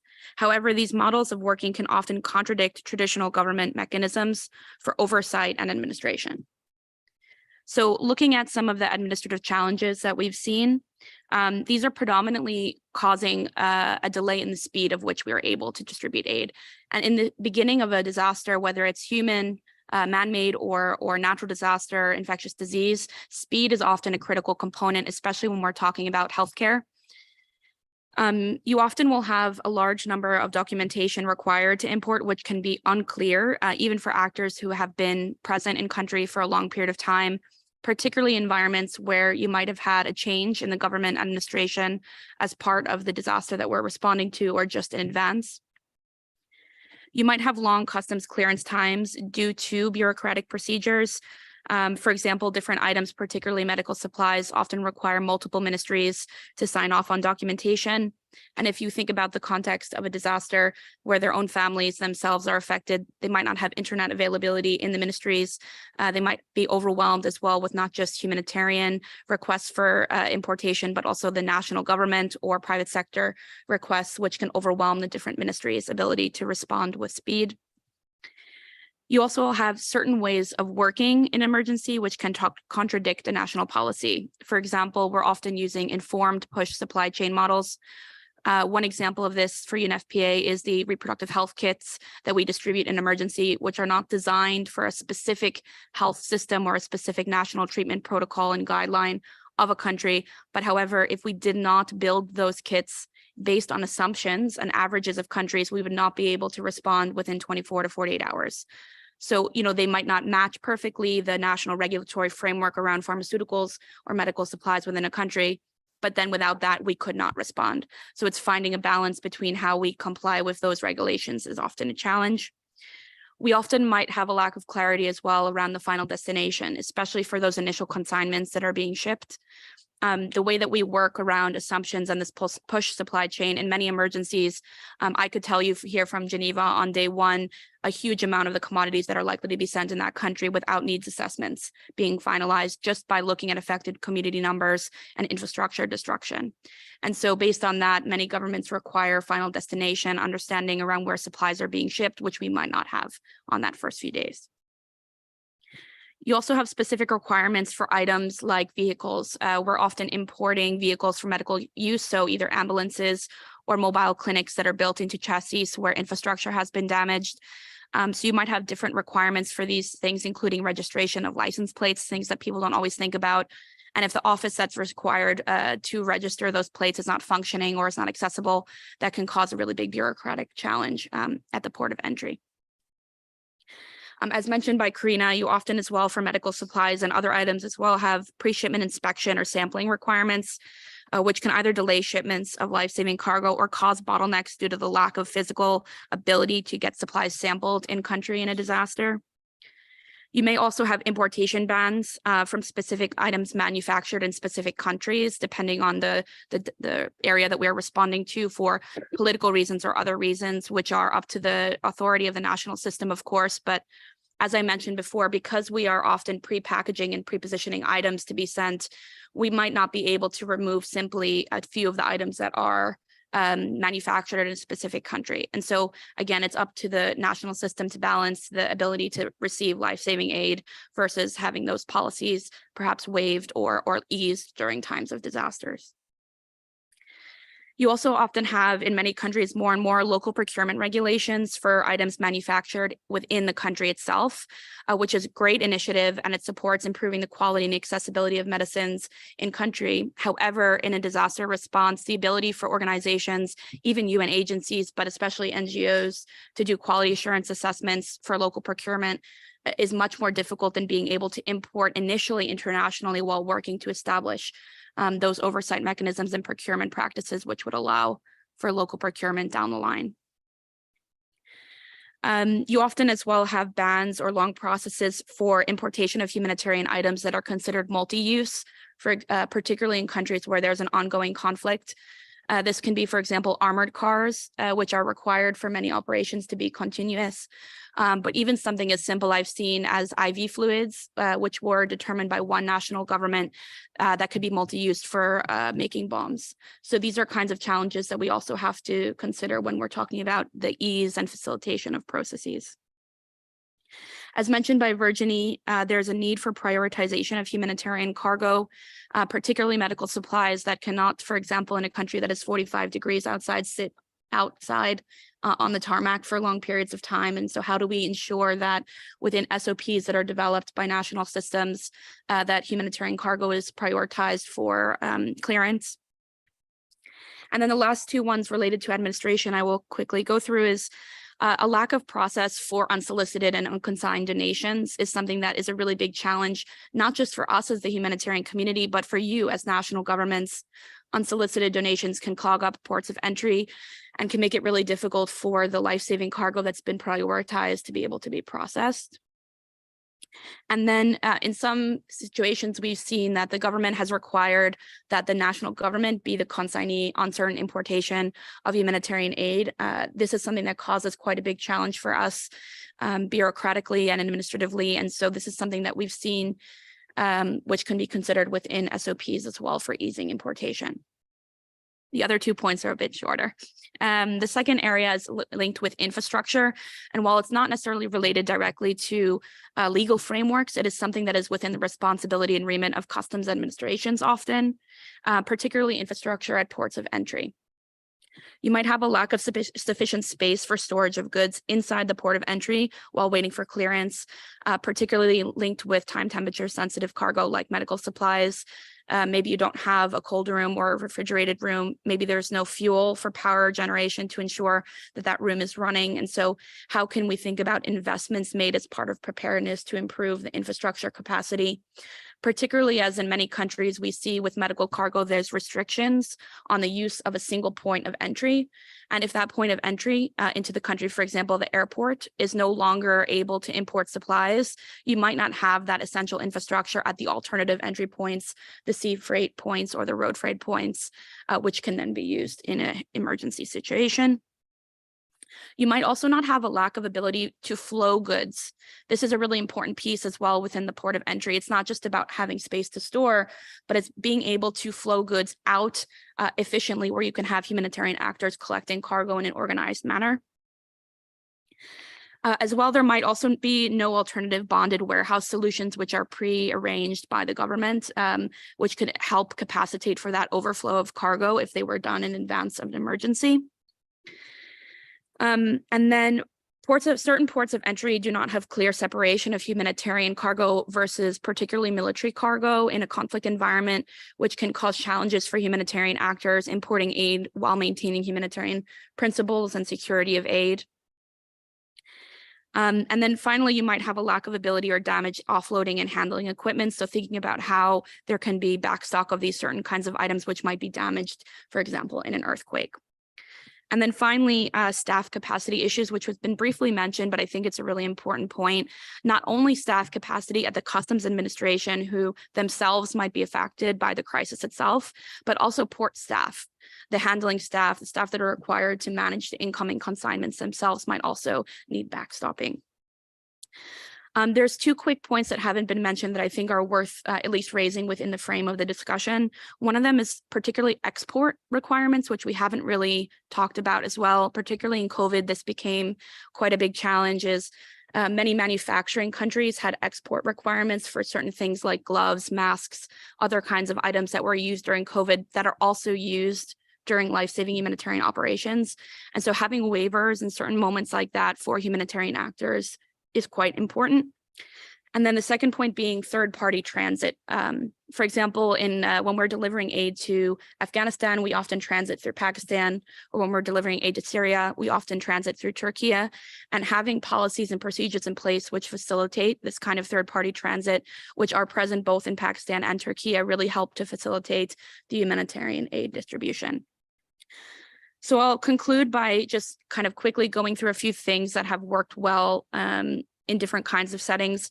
Clearly, the simplified procedures and SOPs, as has been mentioned by colleagues. Karina mentioned Ukraine. The speed and the ease of which the Ukrainian authorities were able to institute a mechanism for very simplified procedures was really the only way that we were able to respond to the scale and volume of cargo that was required for Ukraine. As well, ensuring that if you do have procedures, that thinking about if there's translation available, especially if you're operating in a country where English, French, or Arabic or Spanish is not the predominant language of the country, particularly due to just administrative challenges of international organizations who are trying to comply with the rules. You can consider pre-identifying bonded solutions as part of preparedness. This is something that we've done in Yemen, for example, where the Yemeni government has enabled the kind of designation of certain bonded facilities for storage, which not only helps to deal with overflow cargo, but also maintaining the quality of cargo. You might consider to prioritize certain ports of entry for humanitarian aid versus military or private sector consignments coming in. We've seen as well the success of certain initiatives, for example, in Nepal, the setup of a one-stop shop, which was essentially a kind of room like this where you had different customs administrations with desks where humanitarian actors could go and have each document kind of approved immediately upon importation, which can really facilitate importation, but that really needs to be done in preparedness in order for it to function. You might also consider something like humanitarian staging areas, which have been established in many emergencies to help with the flow of cargo around and accessible by humanitarian actors. Finally, consider investing in infrastructure at ports of entry as part of preparedness, particularly alternative entry points, which may not be the primary importation area for specific types of relief cargo. And then as well, consider within your SOPs processes for unconsigned goods, so UBDs, and how that can be managed efficiently with your national disaster management authorities, as well as for staff backstopping, as was mentioned earlier by a colleague. Consider, can you have partnerships with neighboring countries where perhaps neighboring countries can send staff from their ports and their customs administration temporarily to help with your staff gaps? So basically, just to kind of summarize and conclude, all in all, humanitarian actors understand that government procedures for customs and importation are an essential requirement to ensure safety and for national populations and compliance with national laws and systems. In emergencies, however, there's a need to balance risk, balancing the need to ensure reasonable visibility and oversight while reducing the risk of loss of life due to strict and slow regulatory oversight or lack of investments in port capacity. Thank you very much. Dana, that was amazing. Quite amazing. You kept us on schedule and delivered a plethora of information and recommendations. I could not write as fast as you spoke. So I'm hoping that we have people that took good notes, because that all will inform our work moving forward. At this time, we are running into our second panel. So what I think we probably should do is keep our program moving, and then we'll leave the question and answer section for the end. However, we are going to lose a couple of our speakers because of other commitments this morning.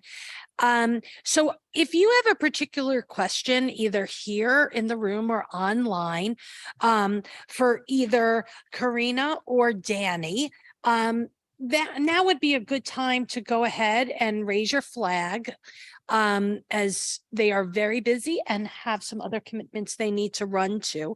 But for the rest of us, if you could hold your questions till after the second panel, that would be great. So again, if you have a particular question for Danny or Karina, raise your flag now.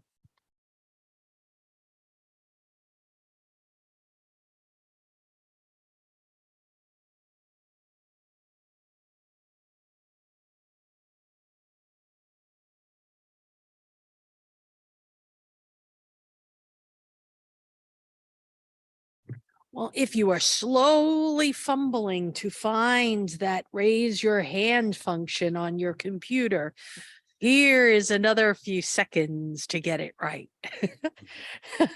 Other than that, I would appreciate a quick round of applause for Danny and Karina and for all they shared. For everyone in our first panel.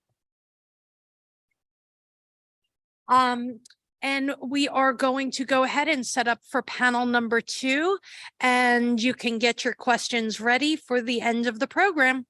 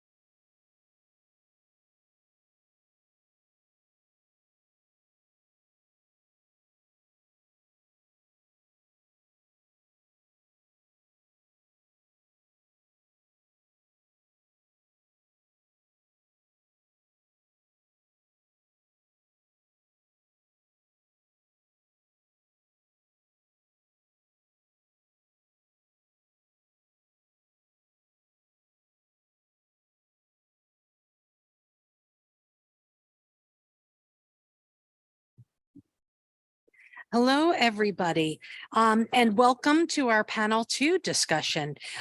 We have another esteemed panel who we will be hearing from. And in the interest of time, I'm just going to introduce them as each one of them is prepared to speak. So first, I'd like to start off with and welcome His Excellency, Mr. Ambassador Antas from Vanuatu, who is going to be starting us off for this panel.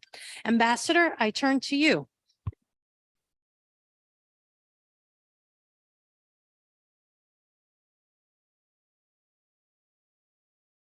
Thank you very much, and good morning to all of us here and those online.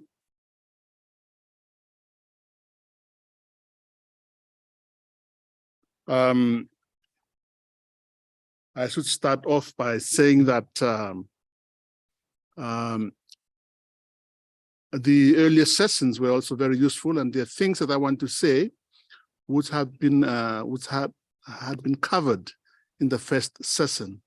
By the experience we have heard, wonderful experiences, and the ideas that have been put forward to us. But in terms of my intervention, I would say this: that the type of disasters that Vanuatu faces includes earthquakes, landslides, volcanic eruptions, floods in low-lying areas, coastal flooding, and on the riverside. We have regular tropical cyclones, tsunamis, and of course, the last one that was unusual was on the pandemic. In terms of the disasters Vanuatu had faced in the last 2 weeks, we experienced 2 cyclones, one which happened on a Wednesday and another one happened on a Friday. 2 earthquakes and floods that happened the week before last and last week, and the effects of that is continuing to be experienced in Vanuatu. And those floods had been extraordinary in nature. So the disasters in Vanuatu are relentless. We're not talking about the cyclones because our cyclone season ends in May. The next one starts in November. So we are always preparing, responding, and then the next phase of the of recovery and so on continues. The question that is before us is, in my view, focuses only on the response phase. We have heard on the preparatory phase, some comments have been made earlier on. So in terms of what are the trade facility measures that are critical to success in getting aid across the border? This is when we are responding to disasters. But we cannot answer this question without first looking at the preparatory phase of disasters. But in responding to the question, laws and regulations must be in place. Customs laws on disaster relief supplies are in place. The laws covering natural disasters, and we now, Vanuatu experiencing now a state of emergency, which was declared after the 2 cyclones. And we've heard in the previous sessions about advanced clearance of goods, our electronic clearance, and we have Vanuatu, we use the Asekuda system. And last year, we launched the rollout of the ASIREC, which is the Vanuatu rollout automated systems for relief consignments. So Vanuatu is the first, I think, in the first country in the world to roll out this system. And ASIREC is automatically activated when we start asking for natural assistance or accept an offer for natural assistance. The other issue that need to be addressed, the measures that need to be put in place, is the registration and approval of organizations eligible to receive legal facilities prior to emergency. So we heard about some experience with some agencies are not able to deliver or to take actions because of the restrictions on registration. So we are ensuring that our NGOs and organizations are registered so that they understand the phases, the sequences of activities that must be done. And as I'm not too sure whether people are familiar with ASIREC, but because we are rolling that out at the moment, and we have cyclones happening now, the experience that we are getting, the advice that we're getting out from ASIREC is now being implemented in Vanuatu. So all I can say also is that, of course, there are things we have to ratify. You know, the World Customs Organization, as a member of the WCO, we comply with the rules there. There was a mention made about the Kyoto Convention, the revised Annex J5, which we are also implementing. We are also, our National Disaster Management Office is authorized under legislation to provide tax exemptions. So the role of the tax exemption actually comes out from customs and is now given to our disaster management team. They advise, they tell us these goods will be exempted from customs duty, and customs will simply deliver on that. But the success of preparedness is, as I said, has to be is crucial. The laws and regulations must be in place prior to response. The establishment and maintenance of the emergency relief goods and equipment that is typically required during disaster response. And for us, we ensure that products are identified by tariff codes and so on and so forth. The response we saw on the last presentation about the WASH, the water, sanitation, hygiene, these clusters of in this disaster response, the cash assistance, the health and nutrition and so on, we have those clusters working right now. For example, in our case right now, they are doing that work and we're hoping that once the assessments are done, then we can then call out for the recovery phase, which will start in the next, it's already happening now, but the response phase will finish in about in 3 months, March, April, May. It will finish in May, at the end of May, and the recovery phase continues.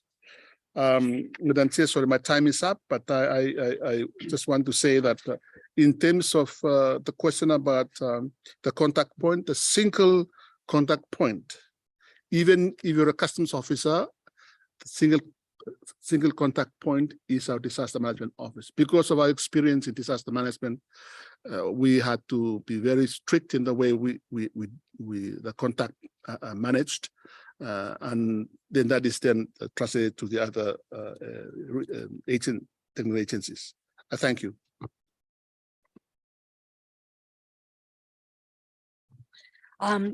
Thank you, Ambassador. And I note from your remarks this morning, the role and the importance of the disaster management plan, the disaster management team.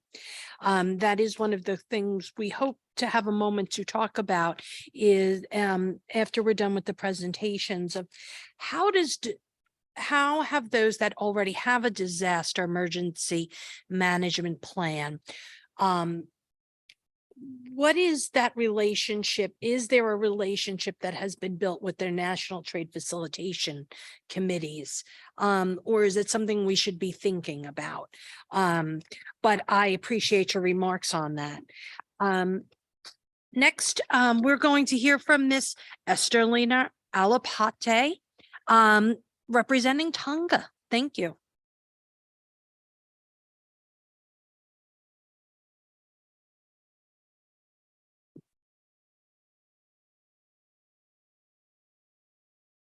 Thank you very much for giving me the floor.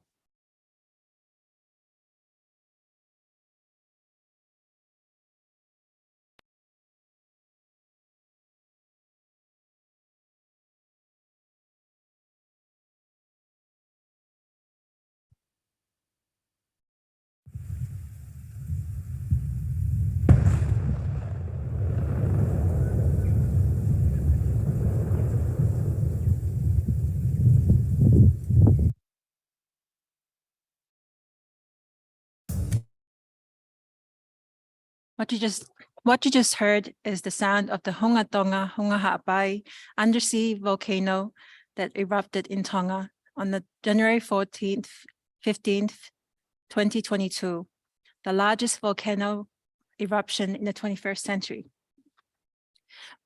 I wish to reiterate and also support my fellow panelists, even from Vanuatu, who just spoken on similar instances in terms of natural disasters, which Tonga has also encountered.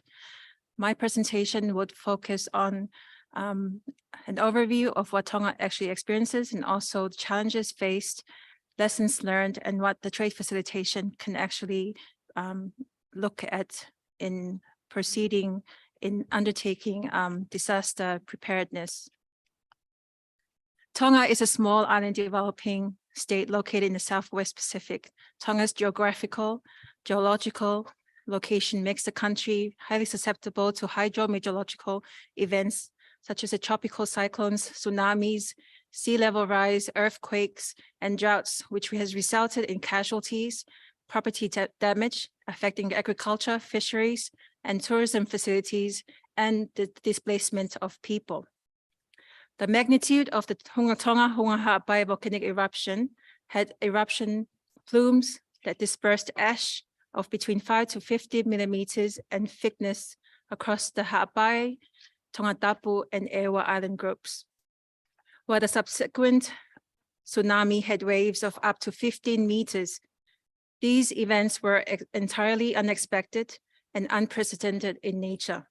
This led to other complexities. The submarine fiber optic cable for telecommunications was severed during the volcanic eruption, thus disconnecting Tonga from the outside world in terms of internet and telephone lines, and isolating us both internationally and internally. The already dire situation on the ground was further exacerbated, with Tonga reporting its first cases of community transmission of COVID-19 in February 2022. A countrywide lockdown was in place as the government of Tonga prioritized containing the spread of the virus. Due to climate change, Tonga has experienced more frequent and severe tropical cyclones and natural disasters, hydrometeorological in nature.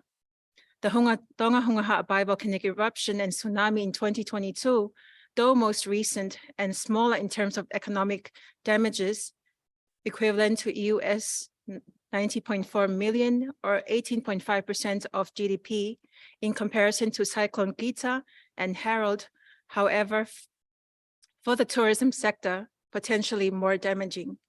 To illustrate this, Tropical Cyclone Harold in April 2022 had economic damages equivalent to greater than US 111 million or 25% of GDP, and Tropical Cyclone Kita in 2018 had US 164.1 million in damages or 38% of Tonga's GDP.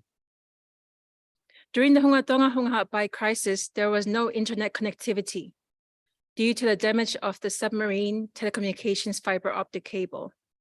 The blackout made it difficult for international and humanitarian agencies to assess the damage and really know what Tonga needed, and also no pre-arrival documents could be received by the Tonga Customs prior to arrival.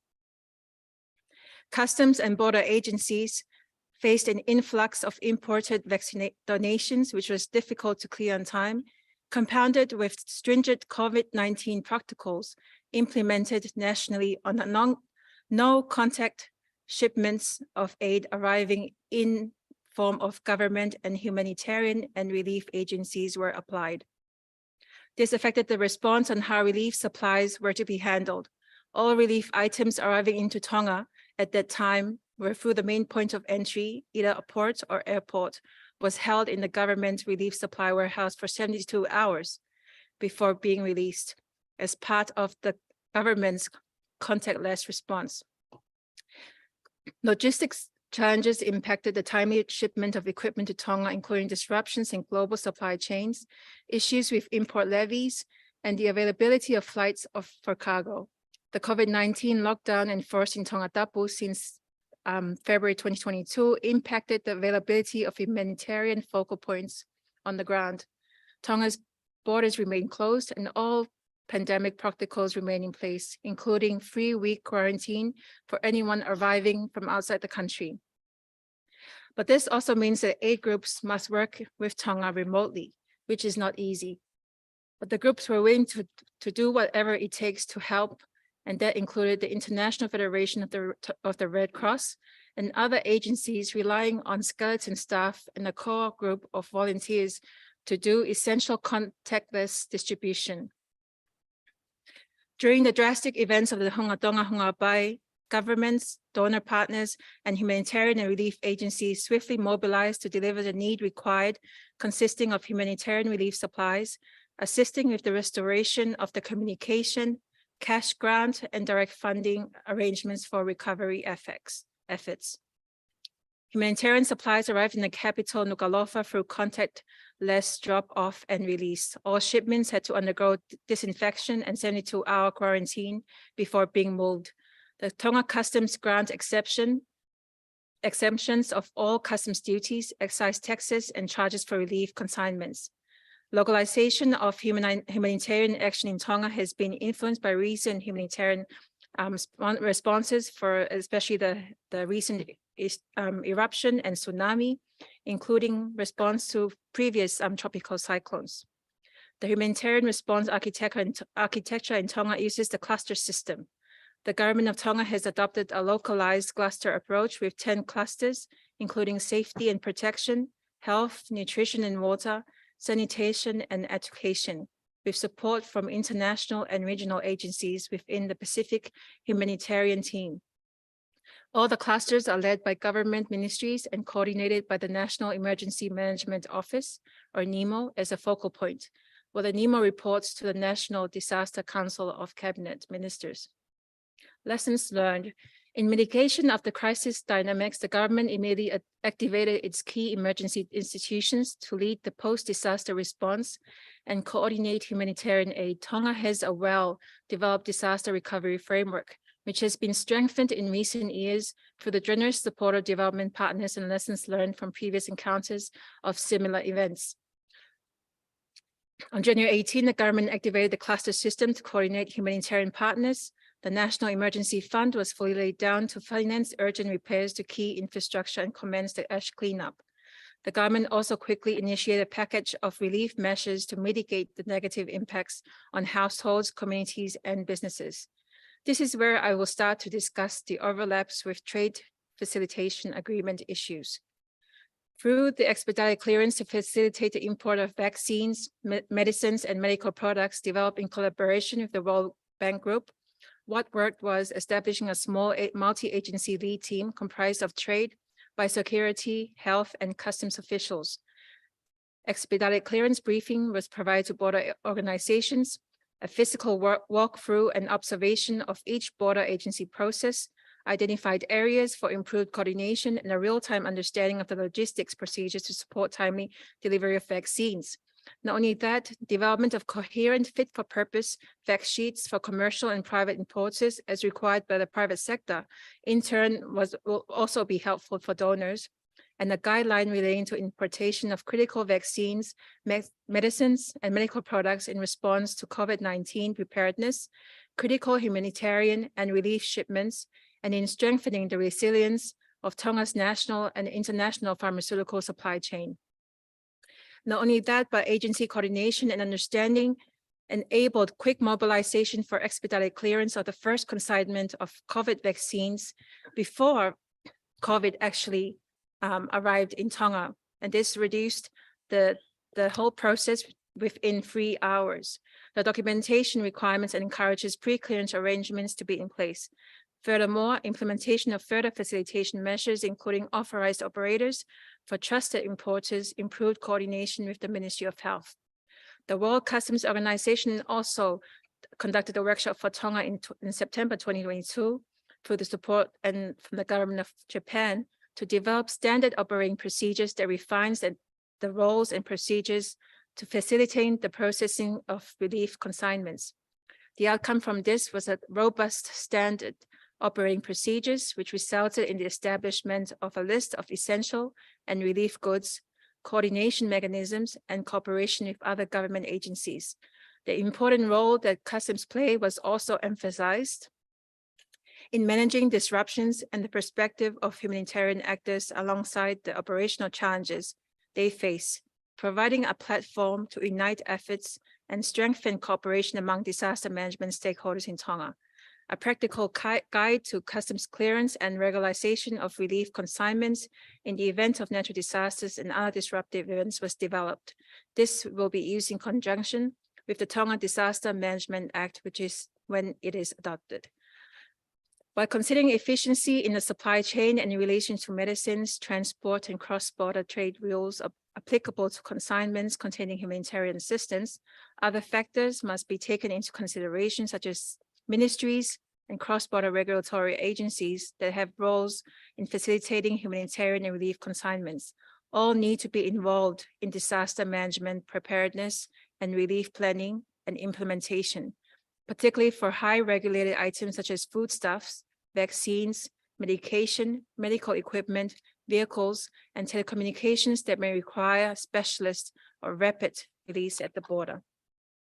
In looking at the future work, the WTO Trade Facilitation Committee or the Trade Facilitation Agreement could undertake, it is important to ensure that customs and other border clearance procedures are streamlined, coherent, and operable, including during disasters, and in turn could be areas where the implementation of the Trade Facilitation Agreement could help.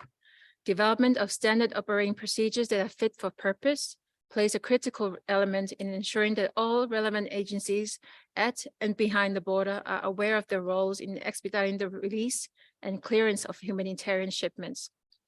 Lastly, experience from natural disasters and emergency situations has focused on the Tonga Customs and border agencies to give this issue due consideration.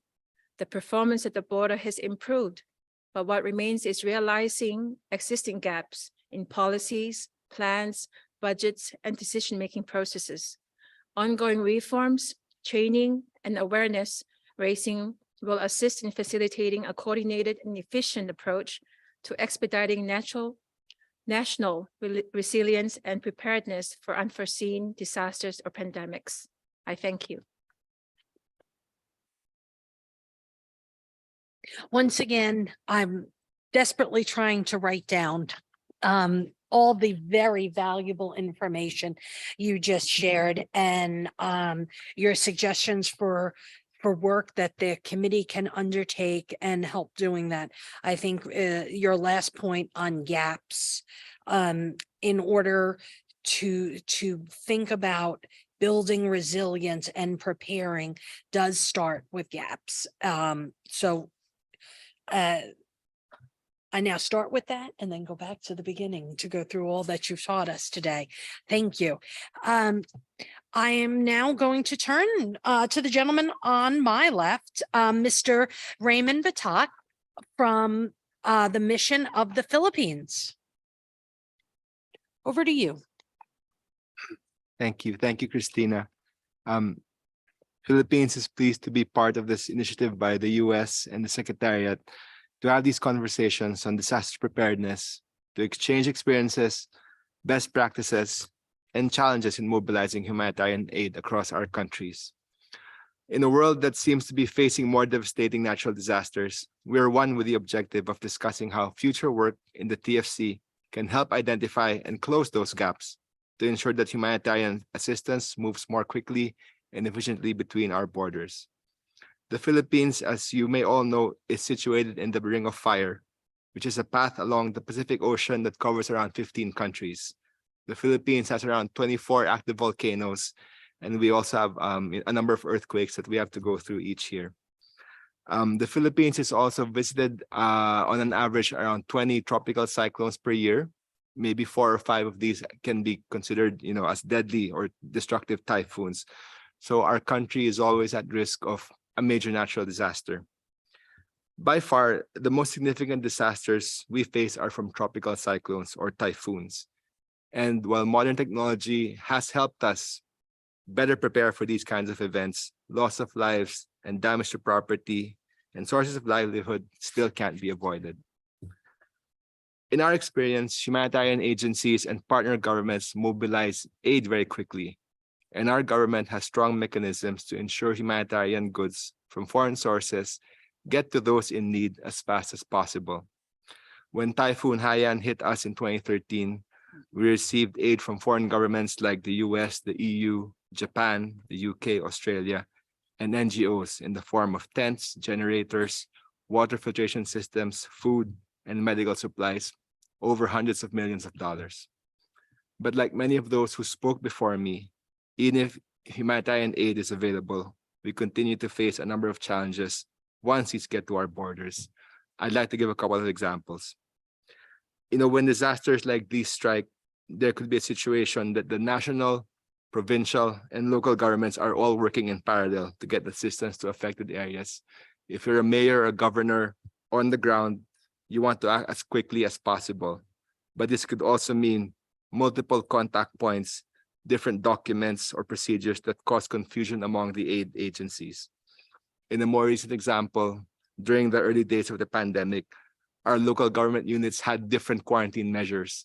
So when you're transporting vaccines from one city to the next, you would have to face different kinds of requirements just to go through one city to get to the other one. Usually, humanitarian aid comes pouring in through many channels, and our customs officials are also overwhelmed with the amount of goods that arrive in our ports during natural disasters. Even if we have existing regulations that allow for facilitating humanitarian aid, some customs officials are either unsure of the procedures for clearing goods, or they may not have the authority, for example, to waive fees or expedite release of goods. Typically, infrastructure is down. We have no electricity, no IT, no communications, and of course, this leads to further delays. Also, the Philippines has certain laws that prohibit the importation of certain products that could be considered as humanitarian aid, or those donations would be subject to additional documents and procedures. For example, the importation of used clothing into the Philippines is prohibited because this prevents the possible diversion of these goods that could be sold in markets, for example. Infant formula, medicines, etc., would also need additional clearances from the Department of Health, for example, before they can be processed or accepted as donations. The Philippines largely has mechanisms in place to ensure the smooth flow of goods, particularly during disaster, but of course, we can always improve. On lessons learned, I think it is critical to have a national level disaster management interagency group, which includes all major government agencies, to ensure a whole of government approach. In terms of facilitating humanitarian aid, it is key to include local government units, customs officials, finance officials, and also our Department of Foreign Affairs, since aid typically comes from foreign governments and entities. It would also be useful to have NGOs, private sector, and humanitarian agencies in regular dialogue with the government in terms of the issues they face and areas for improvement when delivering humanitarian assistance. Just to close on what we think would be potential work for the future of the TFC, maybe we can come up with some provisions or some voluntary guidance on the treatment of relief goods when crossing borders on a multilateral level. We can, of course, conduct more information sharing sessions and workshops with aid agencies and partner governments so we can all better respond to future natural disasters. Thank you for your attention. Thank you, Raymond. That was great, and I certainly see a leader in this area moving forward.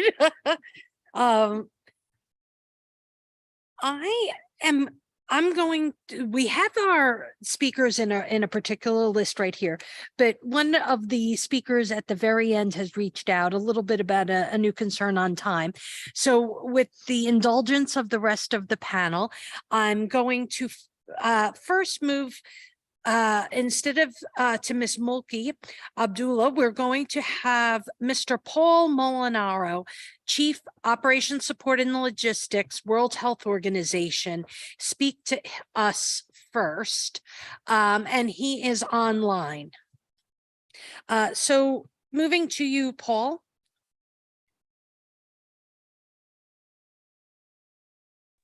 Hi, thank you. Can you hear me? Hello? Yes, we hear you. Hi, and thanks, Virginie, for seeing the email. It's a bit of a surprise, but no, thanks for the consideration. My name is Paul Molinaro. I'm working for the Health Emergencies Program inside WHO. The problem coming as you come in at the tail end of the speakers is so much that the other panelists have mentioned are areas that I would have also covered.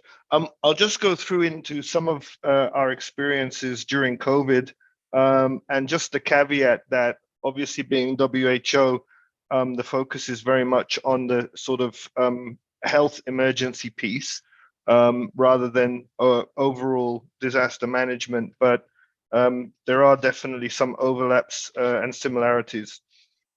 Just on the COVID response, and particularly in the 2020, when we were really at the beginning and the height of the panic and various shortages of critical countermeasures, what we found is that many countries did relax requirements, and so much that the number of issues that we would have anticipated shipping to over 190 different countries, particularly diagnostics, PPE, and biomedical equipment, didn't really occur.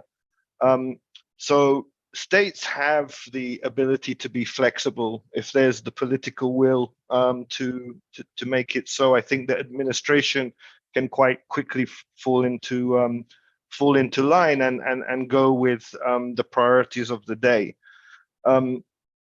Around some of the particular lessons from some of the smaller island states, and we really are here talking about a geographic inequity, simply based on their isolation and their dependence, particularly in the beginning, on the scheduled cargo air network, passenger hybrid cargo air network, and the shipping lines. So yes, particular attention needs to be paid to this. Having said that, we did work very successfully in the Caribbean. And this was, I think, some of the structures they had put into place, and the fact that they have regional grouping. So SEDEMA as the disaster management and CARPA as the agency for public health interventions. This allowed us to really only have to deal through a single focal point, in a way that single focal point represented a number of different island states. This made it a lot easier for us logistically to consolidate loads, just to send them to a single destination point. Because if you take something like diagnostics, for example, which is very small in volume, and you take each country by itself, it's not going to be enough to justify a single plane load just for one particular country. So we really have to consolidate. So I think a key issue here is around that sub-regional collaboration. The nomination potentially of a single entry point makes it a lot easier for the response to consolidate, to accumulate volume on behalf of different actors and put into a single consolidation point. So I think that was quite workable. We did do the same thing with the Pacific island. We used Fiji as a point for delivery of certain diagnostics, and then onward transport was conducted from there. So I think these opportunities within these regional groupings and agreements through preparedness is a key things.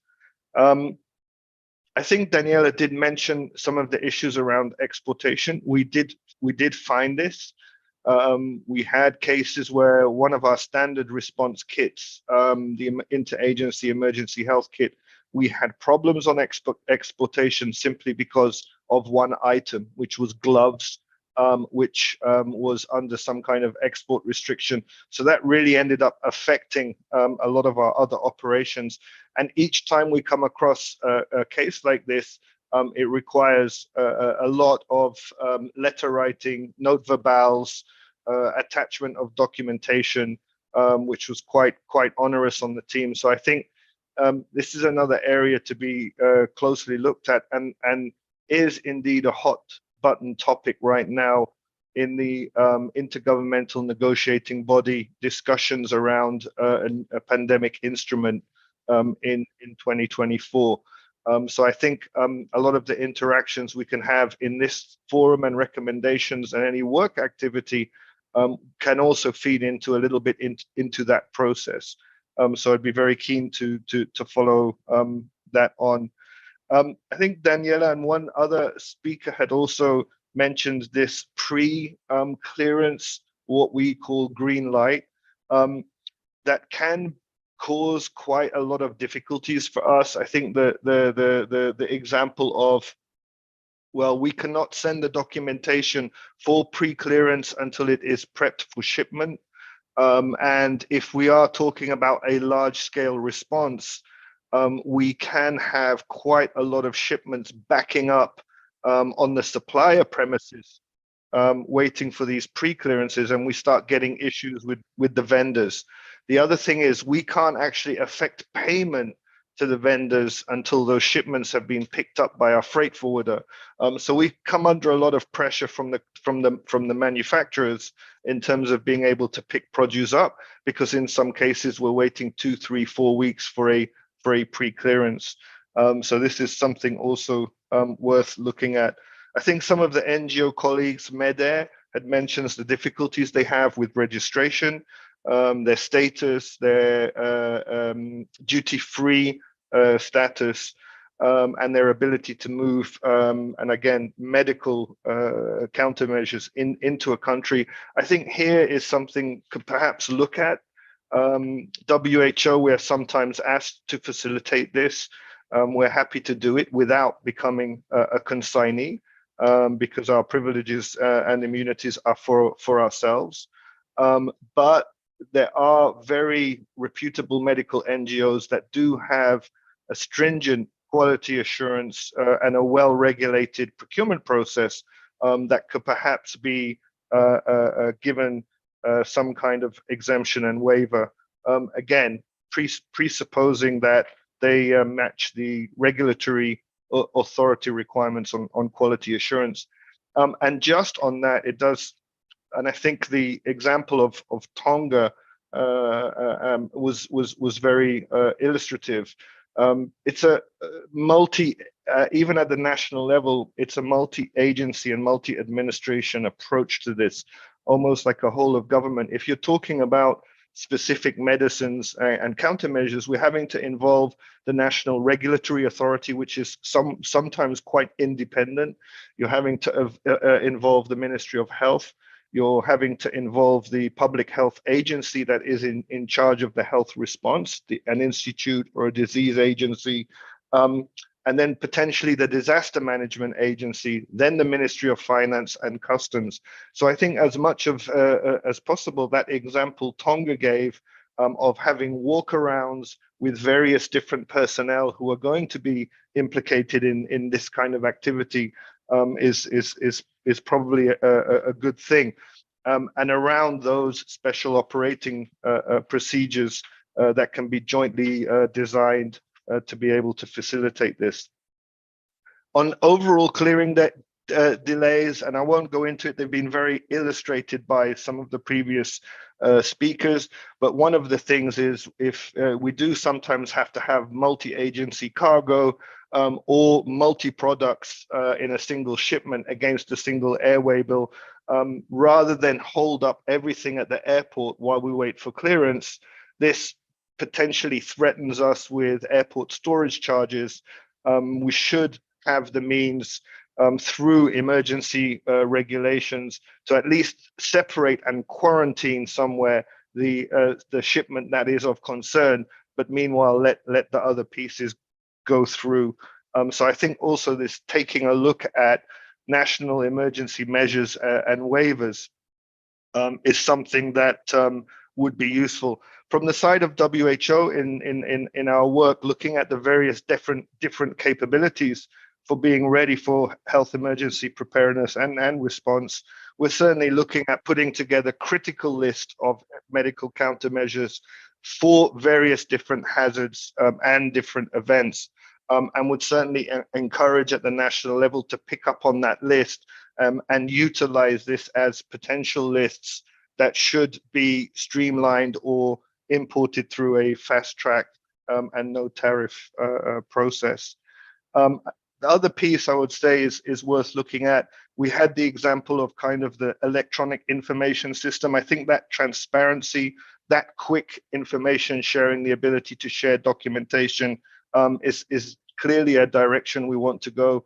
I have noticed in the past there's some importation regimes, if you're coming in as a commercial entity and a tax-paying or duty-paying entity, the process of pre-clearance can all be done electronically. It's very quick. But when you're going outside of that and you're looking at no duty or exemption from duty, the number of steps involved also make it very difficult to use an electronic system. So I think this is also something to look at. The last point I would like to make is I think this idea of preferred or primary ports of entry or a secondary port of entry already pre-identified is useful. And the personnel who work at that port of entry, be they within the airport authority themselves, be they customs officers, I think could really benefit from training or investment, may also potentially around simulation as part of the designation of SOPs of how these various different agencies will work together at the national level, whether it's a health emergency or a disaster emergency, is something that could certainly be something for follow-up action. I'll leave it there, just conscious of time, and thank you very much for the opportunity of being able to share a few of my thoughts. Thanks so much. Thank you, Paul. Really appreciate your insight there and the issues you raised.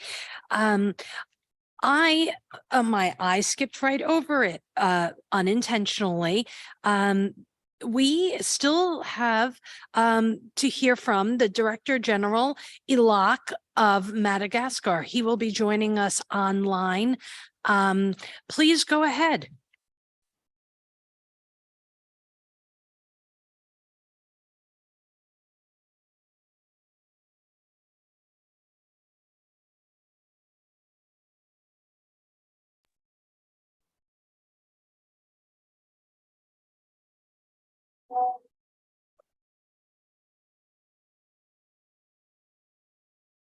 Bonjour à tous et à toutes.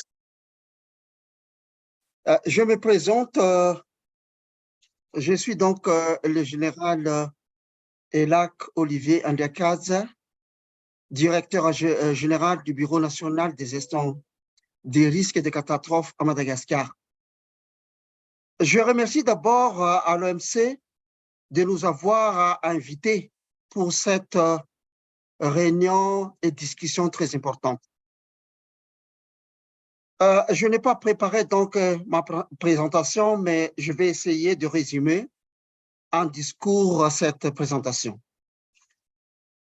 Permettez-moi de rappeler brièvement d'abord notre contexte et le rôle de l'Agence nationale de gestion des catastrophes à Madagascar. Comme vous le savez très bien, Madagascar est une île située dans le bassin sud-ouest de l'océan Indien. Du fait de sa situation géographique et de son exposition aux aléas climatiques, notre pays est très vulnérable aux catastrophes d'origine naturelle. Le pays est souvent touché par des catastrophes naturelles, notamment de cyclones tropicaux, des inondations et des sécheresses, qui ont un impact important sur les infrastructures, les moyens de subsistance et la santé des populations locales. Les cyclones tropicaux sont particulièrement fréquents et destructeurs, avec de vents très violents, des inondations, des glissements de terrain qui peuvent causer de pertes humaines et matérielles importantes pour ne citer que ce qui s'est passé l'année dernière avec le passage de 6 systèmes tropicaux, dont Batsira et Emnati étaient les plus spectaculaires. Et cette année, avec Chenezo et Freddy. Ce dernier est repassé 2 fois sur l'île. Donc, Madagascar a fait aussi partie des pays les moins avancés, comme vous le savez. Mais en raison de ces défis, Madagascar est un pays où l'intervention humanitaire est souvent nécessaire et où les membres de l'OMC, les organismes d'aide et les organisations non gouvernementales doivent être prêts à intervenir rapidement et efficacement pour soutenir les populations affectées par les catastrophes naturelles. Et je voudrais vous partager que notre pays dispose de cette agence nationale de gestion des catastrophes. Il s'agit donc de notre bureau, le Bureau national de gestion des risques et des catastrophes ou le BNGRC. Il est donc la structure opérationnelle centrale en charge de la gestion des risques et des catastrophes. Et en outre, notre mission, c'est d'abord la coordination et la mise en œuvre de la stratégie nationale de gestion des risques et des catastrophes sur l'ensemble du territoire. Parce que Madagascar possède la politique de GRC ou la gestion des risques et des catastrophes. Et aussi, nous avons notre propre stratégie pour faire face aux catastrophes et au risque même des catastrophes. Ensuite, ça fait partie de notre mission, la gestion du Fonds national des contingences. Ça, c'est la volonté de l'État pour faire face aux différentes catastrophes, que ce soit anthropique, que ce soit d'origine naturelle, etc., etc., même industrielle. Ainsi, quand on parle de préparation aux catastrophes, la frontière est un domaine d'une importance particulière pour la fourniture d'aide internationale et des services de secours à Madagascar. Elle implique la collaboration entre le ministère des Affaires étrangères, les ministères clés qui délivrent les autorisations de déportation dans leurs domaines spécifiques, par exemple la santé, etc., etc.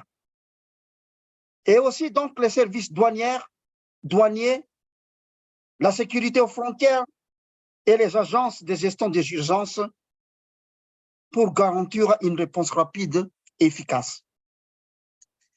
Il s'agit donc d'assurer d'abord la communication entre les différents intervenants. Ensuite, la coordination, il s'agit d'assurer la coordination de la réponse. Et enfin, il s'agit d'assurer la formation des personnels, c'est-à-dire les services douanes, sécurité frontières et aussi donc les BNGRC pour le dédouanement et la régularisation des envois de secours en cas de catastrophe. Pour cela, nous avons élaboré un guide validé par un exercice de simulation pour s'assurer que le personnel est prêt à réagir en cas de catastrophe. Et comme il a dit donc le président de OMC, si je ne me trompe pas, ce guide est comme un outil accord de facilitation des échanges. Voilà donc le contexte et ce qui se passe à Madagascar quand on parle de gestion des catastrophes et aussi donc pour faire face en vue de frontières. Donc voilà, j'en termine et je vous remercie de m'avoir suivi pour quelques minutes. Merci beaucoup. Thank you, Madagascar. I appreciate the time constraint you put on yourself and walking away with understanding that very important is coordination, communication, training, and an important TF tool is the manual. So even though it was short, you delivered a lot of useful information.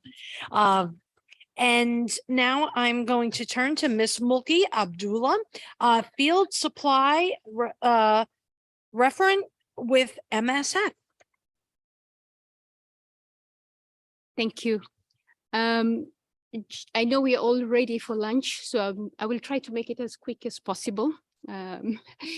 Just to sum up what, and also to add on what my colleagues said in the first panel, MEDEA clearly focused on the pre-arrival challenges, mainly on importation procedures and registration.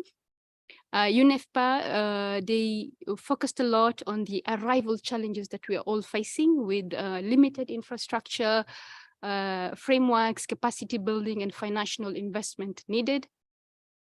WHO clearly highlighted how COVID-19 pandemic brought temporary ease on pre-arrival challenges.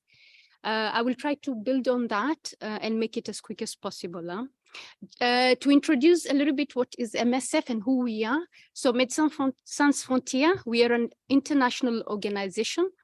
We are an independent medical humanitarian organization. We provide medical assistance to people affected by conflict, epidemics, disaster, or exclusion from healthcare. Our teams are made up of tens of thousands of healthcare professionals, logistics and administrative staff, most of them hired locally in the places where we work. Our actions are guided by medical ethics and the principles of impartiality, independence, and neutrality. From large-scale catastrophes to local emergencies, Médecins Sans Frontières or Doctors Without Borders, network of aid workers in more than 70 countries, and our supply centers around the globe mean that we can actually respond quite quickly to disasters.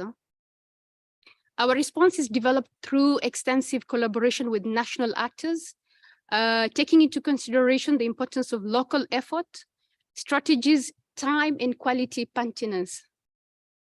What we can see, and as already was mentioned by WHO, COVID did bring quite a lot of ease in terms of importation.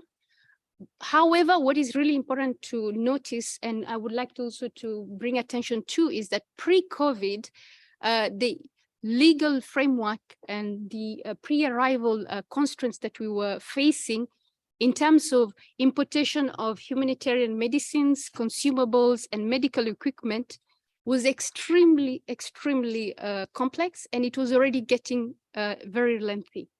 We think, perhaps to say, it's a bit weird to say this, but COVID did give us a little bit of ease, and it showed us areas that could be improved. If, for example, we take it today, we have almost, I think, 164 WTO members. Each one has different quality assurance, requirements, controls, checks, documentations, and so on and so on. If we were to take that into context today as MSF, for example, we do preposition our stocks globally. And if we take, for example, Ebola, every one of us is aware of that.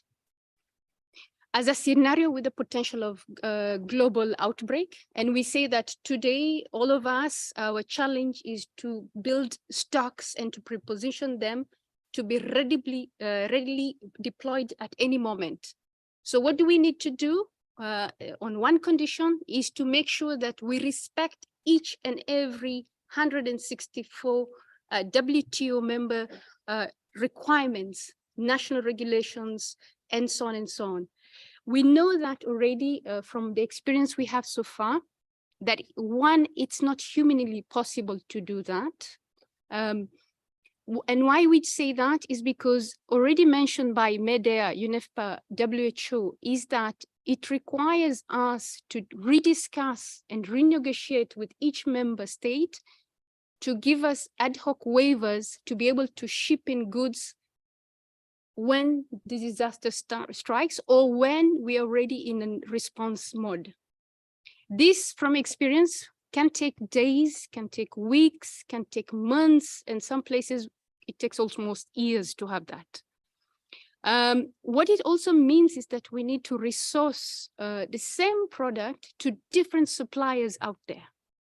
Basically, what it means is that we have to source, if we are to import, let's say, an Ebola kit today, we have to source this particular item from manufacturer A or supplier B that can meet specific country requirements. And for example, just to give you an example, some requirements that we do face today, on top of the quality assurance that we do guarantee, it's also additional documentations. Some countries and some member states also do have a restriction on where you can buy products, so meaning origin of the products. Some manufacturers also perhaps are not able to supply to certain countries because the product has not been registered yet. So it means we have to work with registered products in specific context. We as MSF, we don't get involved in the registration of drugs, so we have to go back to the manufacturers to make sure that we are able to find products that have been registered and able to import in this specific context. Our principle as MSF when it comes to medical procurement is the do no harm policy or principle rather. With that in mind, whenever we go back to the market, we have to ensure that manufacturers, suppliers, distributors do have the minimum requirement of quality assurance and other checks and controls that are put in place to ensure that we meet the do no harm principle. This, from experience, and even WHO can verify that, it takes months, sometimes it takes years to reach to that level. Another aspect also that is really making a disaster response challenging is the additional cost that all these other requirements and new requirements that keep getting added every day, the cost that it adds to medical operations, it's quite high as of today. And also another challenge that we all speak about that, but it's also important to bring forward is the human cost that cannot be quantified. Lost lives and suffering. Why? Because of the delays and the lengthy process of allowing us and other actors on ground to have the goods, the medical goods that we need to deploy and be active within the shortest time possible. We do understand that the governments have a delicate balance to protect their borders from prohibited goods, as already mentioned this morning, and also to make sure that no illegal activities are taking place and that tax evasions are not used during emergencies. We also understand that humanitarian channels can be misused for other issues. And we also understand and we do appreciate that member states are always working hard with the international community to provide us with access to faster importation processes. This we do understand, and we do understand it's a delicate balance that needs to be well maintained. Having said that, we know that with pandemic, there was, how can I say, there was a momentum that was built and it brought forward a synergy. And in the last MC12 of June 2022, there was the ministerial declaration on the WTO response to the COVID-19 pandemic and preparedness for future pandemics. And within this document, Article 28, if I'm not wrong, it clearly states all these issues that we've been talking to here today in the panel, issues linked to WTO members working with WHO and international community in trying to find mechanism to work together for disaster preparedness and also trying to harmonize these requirements of importation and other challenges that we are facing, including also recognizing that the norms and standards and requirements, we need to come to a mutual agreement on what we are talking about on this specific issue. So this is a good start, and I think there's been momentum going on, and I'm sure it will still continue going on. What else we need? I also want to appreciate the great work that Virginie and the Impact Working Group have been doing. For so long, we did not have a platform whereby we could address our issues, and we did not have a platform whereby we could exchange ideas and perhaps suggestions. And I think what Impact Group has done, it has brought different voices from the field, from all the different organizations and UN entities, and brought them together, sitting and discussing common issues that we face together. And also, I need to perhaps acknowledge Christina's efforts in trying to bring this panel discussion, because I'm sure it was not quite easy to do that. So thank you. And also, we as participants here, we are still continuing engaging with this platform and also with other entities out there. What we would like to see, and perhaps what is our hope for the future and the near future perhaps, is when it comes to disaster preparedness, the need to have protocols, clear procedures to facilitate cross-border movements is in place already, including focal points. Harmonization or ease the importation requirement for the importation of humanitarian medicine, medical equipment, and humanitarian aid relief. And lastly, and as already mentioned by a lot of us, is the digitalization of systems. With digitalization, it comes with a sense of trust. With digitalization, it allows public access. And with that, it creates a sense of ownership from day one in terms of the disaster itself. And this will cut down on the issues we've been discussing on procedures and documentation and so on and so on. And lastly, what I would also like to add is, as already mentioned by the other actors, is the need to really invest in infrastructures pre-disaster and also during disasters to make sure that they are alternative to infrastructures that have been destroyed and allowing humanitarian access during disasters and when it's actually needed immediately. And as we know, we mentioned this morning, it's within the first 15 days that is crucial for a disaster. And I think I will stop there because I promised to be short. Thank you. Thank you, Mulki. I think you said it in two different ways, and I think that's an important takeaway, was that ad hoc waivers or derogations don't work. You need to have a plan, a protocol in place before the emergency comes. So I heard you clearly on that, and I think we can all agree, and I think we all saw that there was a synergy during COVID that brought us together, and really showed the entire world that there are steps you need to take in order to facilitate the movement of goods and medicines during a pandemic. And we should be able to move forward from that place of a synergy at this time. So moving to our last speaker, who I so appreciate his patience, very kind of him.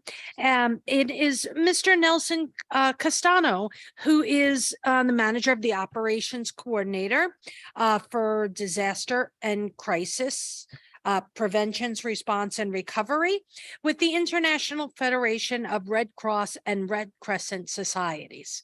Over to you. Okay, thank you. I will try to optimize 2 minutes that I have for my presentation, Federation presentation. Dolores, could you please help me with the PowerPoint presentation? The next one.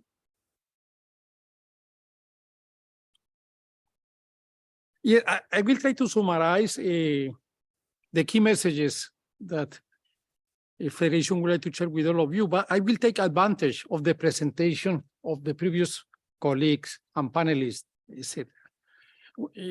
And the idea is to go for solutions and proposals in how to face the challenges that all of us have described in this panel, okay? The first point is legal framework. It's very clear, without going in details, that all the issues related to humanitarian access, bureaucratic processes, restrictions are not logistics, practical problems. All of them are related to legal frameworks. That's why one of the key invitations to the government is to update the legal frameworks according to the new realities, context, and dynamics, okay?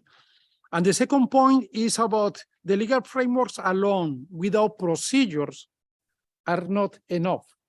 And also, in several cases, we have faced challenges when the country has legal frameworks, but no clear procedures. And the most important, the majority of the governmental entities, ministries, department, the customs, etc., personnel are not aware about the procedures. And there is different ideas in how to fix this challenge. One of them is capacity building. We need to train the people. We need to update the people. When the disaster happens, one-stop shop has been one modality implemented by few governments, providing the service at the airport and being or the entry port, being a clear mechanisms to facilitate all the custom procedures, okay? The number 3 is also, in addition to the legal framework, is how to facilitate mutual assistance agreements between governments. And let me use practical example. When the earthquake happened in Nepal, we should use India and Bangladesh in several cases as a transit countries, and was a little bit complicated for us to deal with 2 or 3 custom procedures in 2 or 3 different countries. That's why one recommendation is to facilitate the mutual assistance agreements between countries that are sharing the border. Another case was Haiti. In Haiti, due to the impact of the earthquake in the country, Dominican Republic provide us the facilities for logistics and procurements and customs procedure, but due to the lack of mutual agreements, was a little bit complicated to use Dominican Republic in several cases as a transit contract. Unsolicited goods, that is an issue that is happening in any single disaster, overloading the capacity of the governments, overloading the capacity of the international organizations, and also many of the unsolicited goods are not in line with the context of the country, with the culture of the people, and also are not required, are not matching the humanitarian standards, okay? That's why it's important to connect, as has been mentioned by several colleagues, the different entities. It's not only the Ministry of Foreign Affairs connected with this kind of issues, it's also to see what is the role of the National Disaster Management Authority, the customs, to make sure that in the Emergency Operations Center, these kind of entities are very well represented and aware about what is needed, what is the outcome of the needs assessment, etc. Next one, please. CARICOM, SEDEMA, CEPREDENAC, as part of the Sistema Central American Integration System, African Union, ASEAN, AHA Center in Asia, Secretariat of Pacific Community, they have been an important intergovernmental sub-regional system that are also helping and guiding the governments in how to be better prepared for disasters, and also looking how the legal frameworks are updated and also aligned with the new realities and challenges that are facing, and also promoting the mutual assistance among the different government members of the sub-regional mechanisms. And we need to build a dialogue with the international donors and cooperation agencies such as ECHO. Sorry, colleagues from US, I forgot the S, USAID, SIDA, private sector, because many of them are also in bilateral manner supporting the governments in updating the legal frameworks, the National Disaster Preparedness Plan or Response Plan, and it's important to synchronize the different synergies between ECHO, USAID, SIDA, and also to interact with the private sector. and with the military bodies. For COVID-19, NATO, US commands in different places in the world, Indo-Pacific Command, etc., they played a key role providing military support, okay? And also for Pacific Islands, the France agreement between France, Australia, New Zealand, they are an important agreement that use the military bodies as entry point to support. And also in several cases, the presence of the different military bodies are in positive manner becoming a bottleneck because they occupy the space of the airports, and sometimes, as happened in Haiti, the humanitarian organization should send the air cargos to Dominican Republic because the capacity of the airport in Haiti didn't allow the humanitarian air cargos to arrive. So we need to coordinate with them in proper manner, and civil and military coordination is one of the mechanisms that we can use. Federation is in the position to continue offering the international disaster response law guidelines as one mechanism to help and support the government in updating the legal frameworks. The previous case presented by Ecuador, the relation that we have with Vanuatu government, the way that we have been working since Haiyan and before Haiyan with Philippine government, the support that we are giving Tonga in updating the legal frameworks are very clear and practical examples that these guidelines are very useful. The guidelines were approved in 2007, and so far 95 countries are using the guidelines as a reference document to update the legal frameworks, and we are working with dozens of regional systems, also regional mechanisms, and we have over 60 new legal instruments that could help all of you in these particular challenges related to legal frameworks and also how to facilitate the humanitarian access. I hope I use only 10 minutes, 7 minutes, okay? Thank you.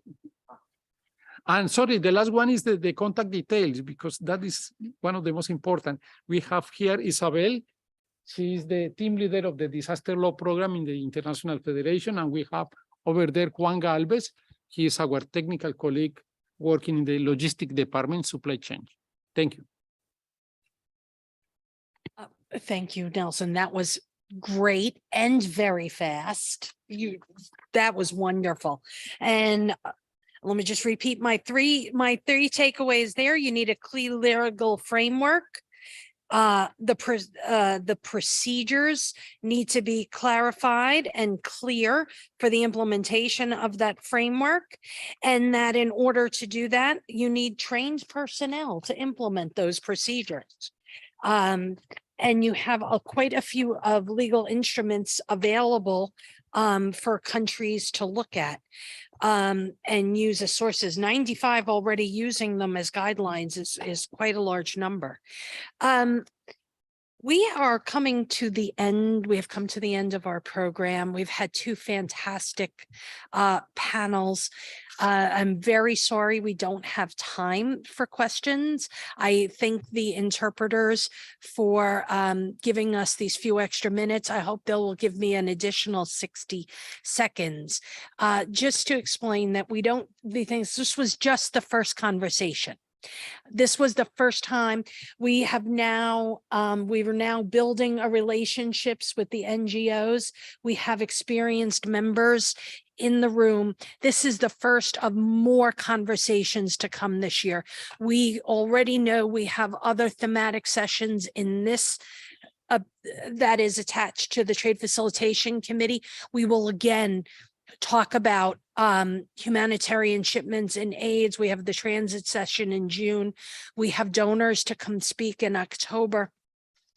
And this is not the only committee.